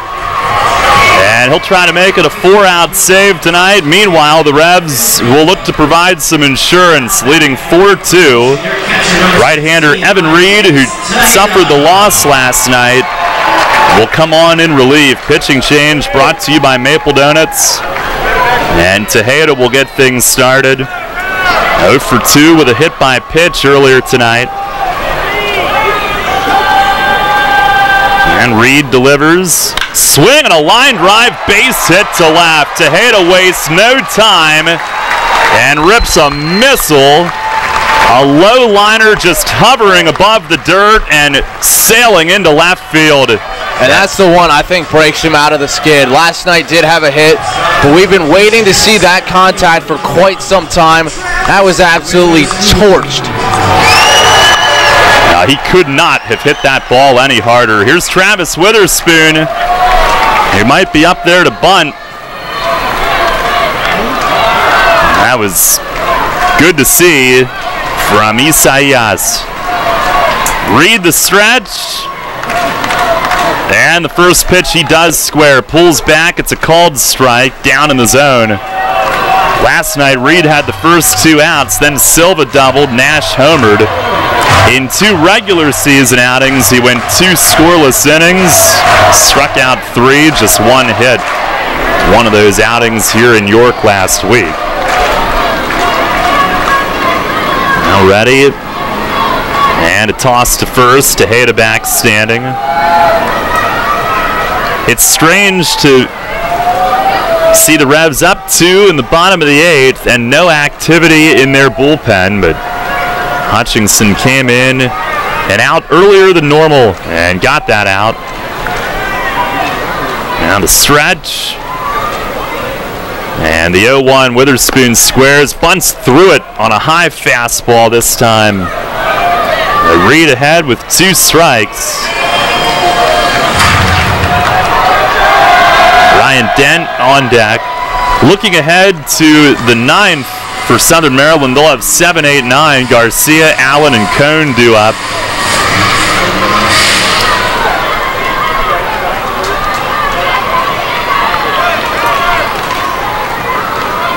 Reed peers over his front arm as he comes set, checking on Tejeda.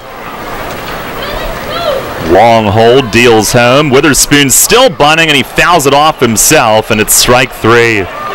They were determined to try to get that bunt down, but he bunted through 2 of them. And then that one down and in, a really tough pitch to bunt, and he fouls it off his own foot, 1 away. I'll bring up Ryan Dent. On our York Mitsubishi out-of-town scoreboard, Long Island trying to even the Liberty Division series, leading Somerset 4-1 in the 7th, after the Patriots won 7-1 last night. Dent tonight 0 for 3, but 2 of his outs have been line drives. Grabs a 4-2 lead here in the bottom of the 8th. Read the pitch. Swinging a foul tip, glanced off Allen's mitt and back into the netting. Reed's been to the big leagues with Detroit. Was called up in 2013, parts of 2 years with the Tigers. Originally a third-round pick of the Rangers in 08, or in 07 rather, out of Cal Poly.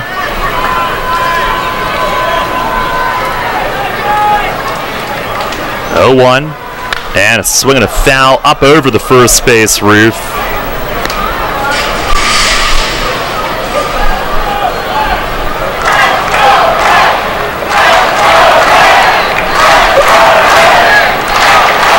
Revs were down 2-0 after 1, but Talbot Nash gave him the lead. 3-run homer in the third. Alonso went yard in the fourth.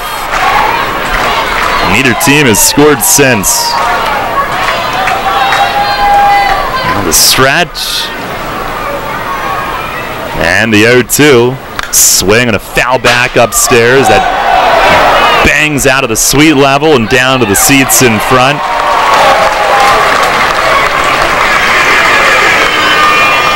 Reed, a 6'4" righty, 31-year-old from Santa Maria, California. Totaled 48 games in the majors with Detroit.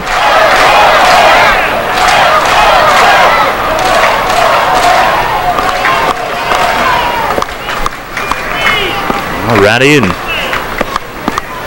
another 0-2, and another foul. This one lofted back over the rooftop again. Third-round pick of the Rangers. It was at the deadline in 2010 that he was traded to the Marlins in a deal that sent Jorge Cantu to Texas.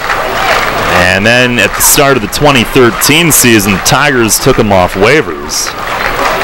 That's who he made it to the majors with. Set. And again comes home and misses way high. Fastball at 93, but way up. 1-2.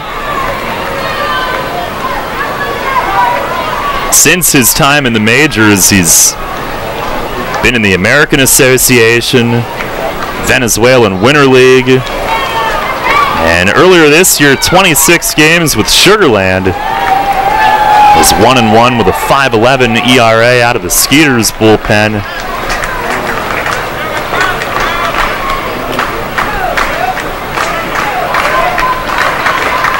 Tejeda chatting with Rodriguez at first as he gets a short lead. Pitch. And a line drive right field, base hit for Dent. And Tejeda round second. The throw will be launched all the way to third. Revs with first and second for Chase Simpson. And a great battle from Dent, who just kept fouling him off and rips a single the other way. And again, he just continues to hit it to all field. Down in the count, like you said, battling off, just really short to the baseball and taking it where it was pitched. So now Simpson, who's 1 for 3 tonight, singled to start that 3-run third and scored with 2 outs when Nash went yard.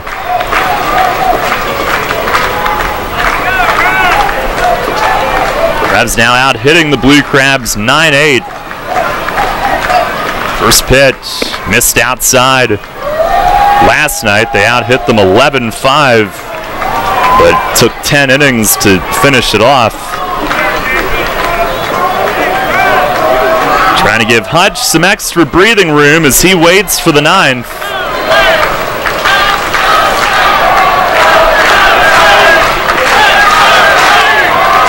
Here's the 1-0. Swinging a foul tip as that ricocheted off Allen's mitt and skips to the backstop. Tomorrow night, by the way, Game 3 will be on at 6:15, a 6:35 first pitch at Southern Maryland. Frank Gailey against Brian Grenning.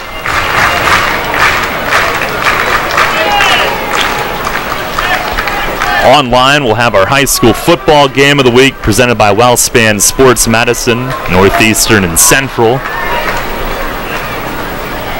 There's the 1-1. Swing and a drive, left center field. Ho's going back. It is gone! Chase Simpson, another huge home run! An opposite field 3-run shot! And once again, he breaks a game wide open for the Revs. They lead it 7-2 here in the bottom of the 8th. He has come up huge down the stretch, and he does it again. And this time, an oppo shot to the playground in left center. That's been the happy zone for the Revs tonight. 2 3-run shots that have both gone out to that spot. And they have busted this game open 7-2. Here's Alonzo Harris, who tried to follow suit and swings and misses on a slider. 0-1 the count. Simpson with his 5th in his last 10 games. 0-1, and that misses up high. A grand slam on Saturday in the clincher, and tonight with a 2-run lead, a 3-run blast. Both have extended York leads to 5. Here's a slider that catches the outside corner, 1-2 on Zoe. He sat back, got one middle away, and slammed it right in that direction. The 1-2, swinging a foul tip into the mitt of Allen. He hangs on for strike 3. 2 down here in the bottom of the 8th. With the Revs a 7-2 lead and powered on a pair of 3-run homers tonight. And all the runs coming on home runs. They've hit 3 of them in this game. And it looks like even up by 5 now. The Revs will stick with Hutch for the 9th. No action down in the right field pen. 3 outs away from taking a 2-0 lead. Here's Mitchell. First pitch is just outside. Boy, Simpson knows how to get this place on their feet, doesn't he? Couple of huge moments here in the past 5 days. The 1-0, and that's a little low. Mitchell 1 for 4 tonight. Game has been tight since the Revs took the lead in the 3rd inning, but now they can breathe a little bit. Here's the 2-0, and a line drive base hit to right. Mitchell got one up, turned on it, and hammers a line drive single. Revs with their 11th hit, their 4th in the inning off Reed, and Mitchell's got a 2-hit night. They certainly hit Reed hard in these 2 games. Last night it was a double from Ruby Silva, followed up by that walk-off from Nash. And now in this inning, 4 hits, and all of them absolutely smoked. And that'll be it for Reed. Here comes James Frisbee. It's Sam Runyon who's loosening. And a pitching change brought to you by Maple Donuts here in the bottom of the 8th. Chase Simpson has once again blown a game wide open for the Revs, who lead it 7-2 on a 3-run shot to left center. Runyon coming in to face Silva. The Revs with a runner on, 2 outs, leading 7-2 in the 8th when we come back. Kids today, with Facebook, texting, TV, and video games, seems like fresh air and sunshine are things of the past. Remember playing catch, climbing trees, wholesome backyard fun? Heritage Lawn and Landscape Care remembers, give them lush grass, healthy trees, the good old outdoors. American is baseball and apple pie. Kids have every reason to stay inside. Don't let your lawn be one of them. Heritage Lawn and Landscape Care, world-class care right in your backyard. 717-292-9994. You'll always hit it out of the park with great Best Yet products from your neighborhood Sure Save stores. Like party platters with $18.93 deli items. Team up Best Yet hot dogs with Best Yet kettle cooked chips. And get Best Yet 12 packs of soda and Best Yet Rising Crust pizzas at Sobel's Markets in Shrewsbury, Stewartstown, Whiteford, and East York. And at Nell's Market Fresh Foods in Spry. Money and business are essential to the strength of a community. So is cheering and celebration and music and fun. That's why York Revolution games, concerts, youth sports, special events, and more happen at a place called People's Bank Park. People's Bank has been serving York County for more than 150 years. Always cheering, always celebrating, always committed to the things that make York County great. And to you having a great time at People's Bank Park. People's Bank, member FDIC, equal housing lender. Hi, this is Enoe Polanco, and you're listening to Your Revolution Baseball on the home of the revolution, Sport Radio 1350 WOYK.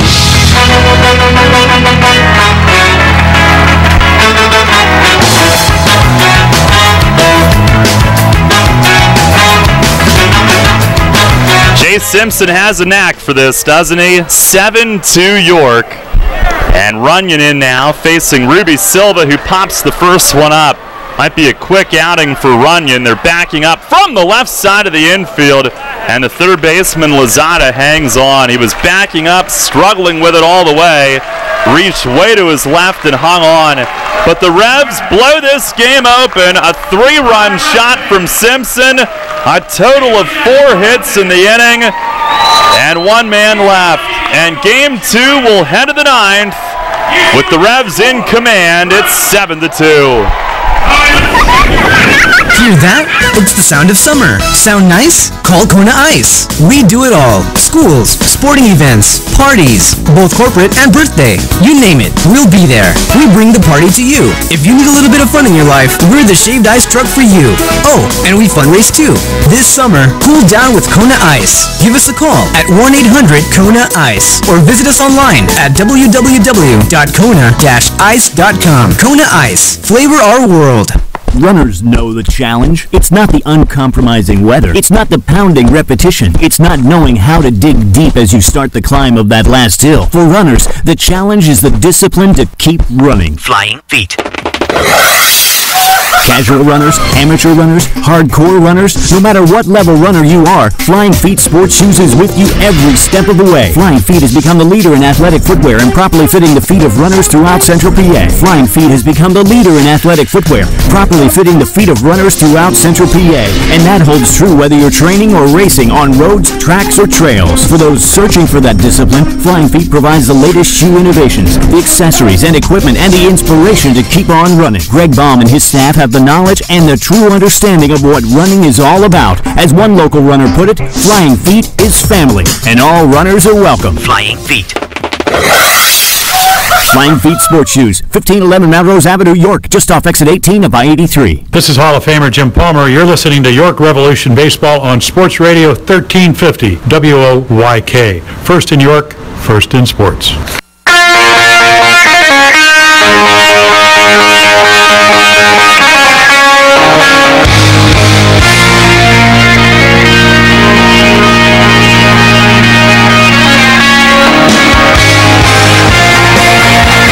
To the 9th inning, and Chase Hutchinson, it still is a save situation. The Revs lead at 7-2. He came in when it was a 2-run game and finished off the 8th with the tying run at the plate. We have a momentary delay, a ball loose from the lawn. Alonzo Harris tried to chuck it from left field onto the lawn to give a kid a souvenir, and it looked like it hit off the walking path up there and kicked all the way back onto the field. Hey, great intentions. Here's Edwin Garcia to lead things off, and Hutch misses low. Garcia 0 for 3 tonight. Fly out, 2 ground outs.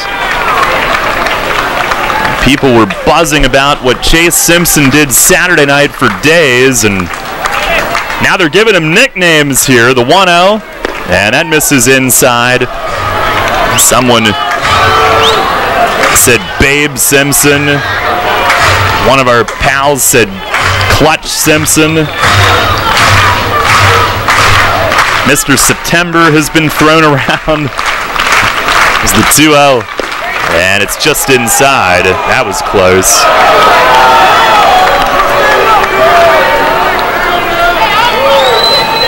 Well, not much can top a grand slam to finish a clincher like Saturday night, but a 3-run homer here pretty sweet as well.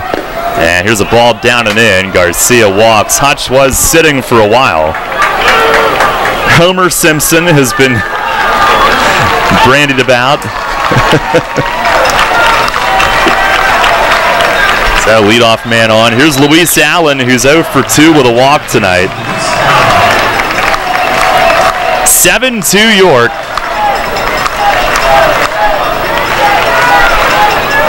Allen 0 for 2 with a walk. And Hutch the pitch. It's a called strike. There's one for him. Get me over on the inner half.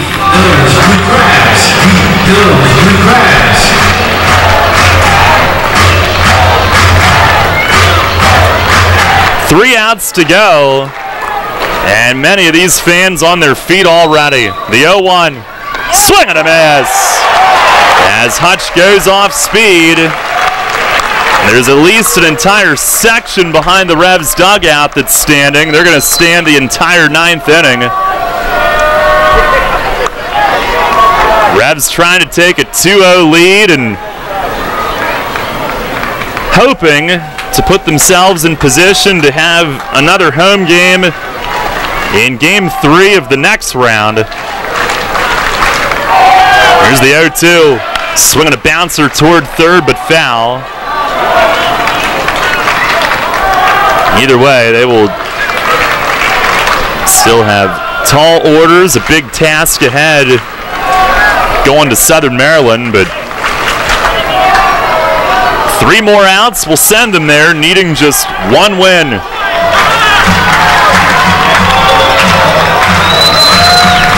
Allen in battle mode now, 0-2 it stays. Former teammate of Hutch earlier in the year. Here's the stretch. Another 0-2. And a foul the other way. Right side. And well out of play. Game had been tight. It had been tense ever since really the beginning. And ever since the Revs took the lead in the 3rd. But Simpson giving him big boost of breathing room. Another 0-2, and it missed outside. Allen took a big step toward it, but let it go. It was off the plate.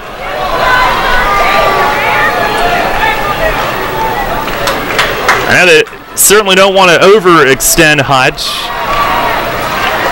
Had 4 outs last night, trying to get 4 tonight.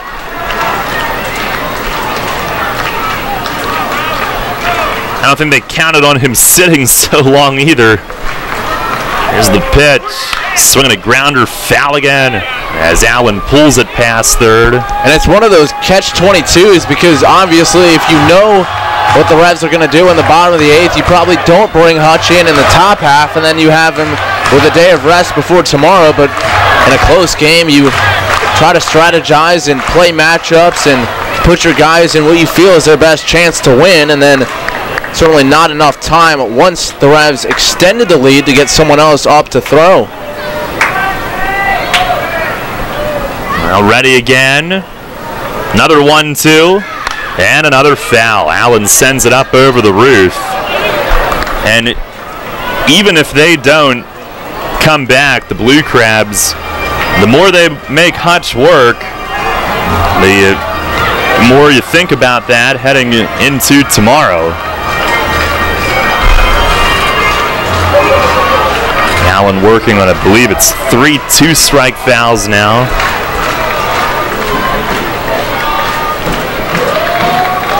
Hutchinson stares and sets. And again delivers down and in over Allen's back foot. And that makes it 2-2.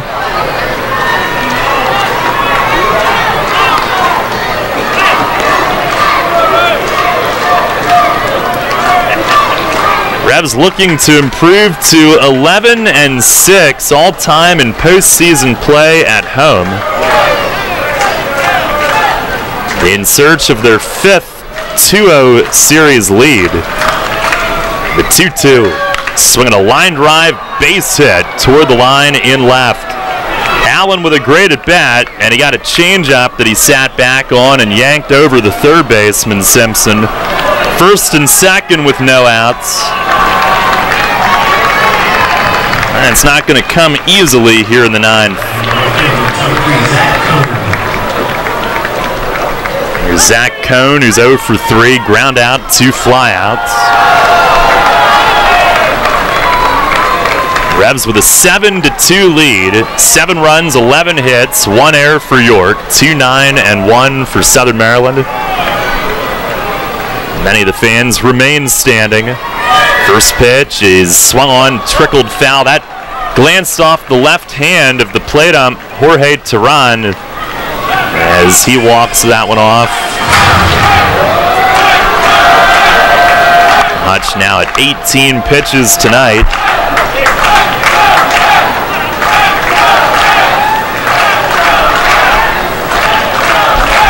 Last night it was 15 that he threw. Now ready, the 0-1, and a fastball in there. He jumps ahead. No balls, 2 strikes on Cohn. Hutch might have been starting to get frustrated with that Allen at bat, but with a new hitter, a chance to kind of refocus, jumps ahead here. Hey, you certainly don't want to give up the hit, but it was almost like a fresh start for Hutchinson, and again, Cohn really struggling as of late. 0-2. And it breaks down and in. Went to the slider.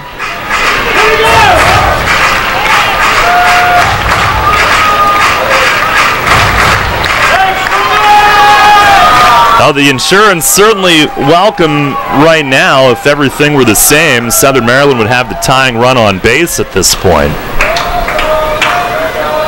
There's the 1-2. Swing and a miss. He struck him out. Went down out of the strike zone, and Cohn went after it. 1 down here in the 9th.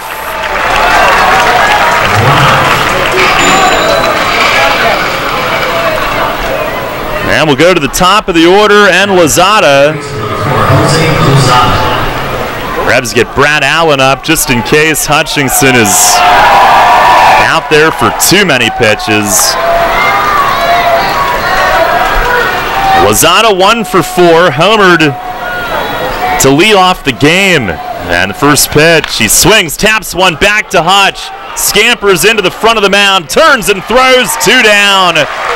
Took a look at third to see if it'd be an easier play, but he plants, turns, and fires a long strike on the money to first. Comes back to get these next 2 hitters, or these last 2 hitters, and now an out away from a 2-0 lead. Second and third with 2 down in the 9th. And Hutch will face Nate Sampson. Sampson tonight 1 for 4 with a double. And ready to go. First pitch, fastball, it's down low. 7-2 the lead with 2 outs in the 9th inning. Again, if not for Simpson's home run, all things being equal, they'd have the tying run at second right now. Now everybody on their feet here, the stretch. The 1-0. And it's a called strike. Inside corner, 1-1. Grabs an out away from a 2-0 lead heading to Waldorf. And again, hoping to return home for Game 3 of a championship series. Hutch stares in. Fans cheering them on, trying to put them on the brink. The 1-1. And a bouncing ball, second base. Silva charges, gloves, throws, got him! And the Revs lead this best-of-5 Freedom Division Series 2-0. A 7-2 win in Game 2. And Chase Hutchinson with a 4-out save. He has made it, including the postseason, 32 consecutive scoreless outings. And the Revs with a trio of big home runs tonight. A team that led the league in home runs this season. And primarily a pair of 3-run shots. Nash that gave him the lead early. Simpson, who again puts away a huge win late. And the Revs win Game 2 by a final score of 7-2. And they will head off to a standing O here at People's Bank Park. 4,000 plus who hope to next see this team on their home field for Championship Series Game 3. They will need one win in Waldorf, 3 chances to do it. The first one tomorrow night in Game 3. The Revs have won the first 2 here at home, and including the end of the regular season, have now won 9 of their last 11. Their best stretch of the season. What a time to do it. And they'll head off to the clubhouse saluting another big postseason crowd here tonight as they win Game 2, a 7-2 final. 2-0 the lead in the series, 7-2 the final in Game 2. Stay tuned. Post-game show follows next. Hey, it's the good-looking genius at Broadway.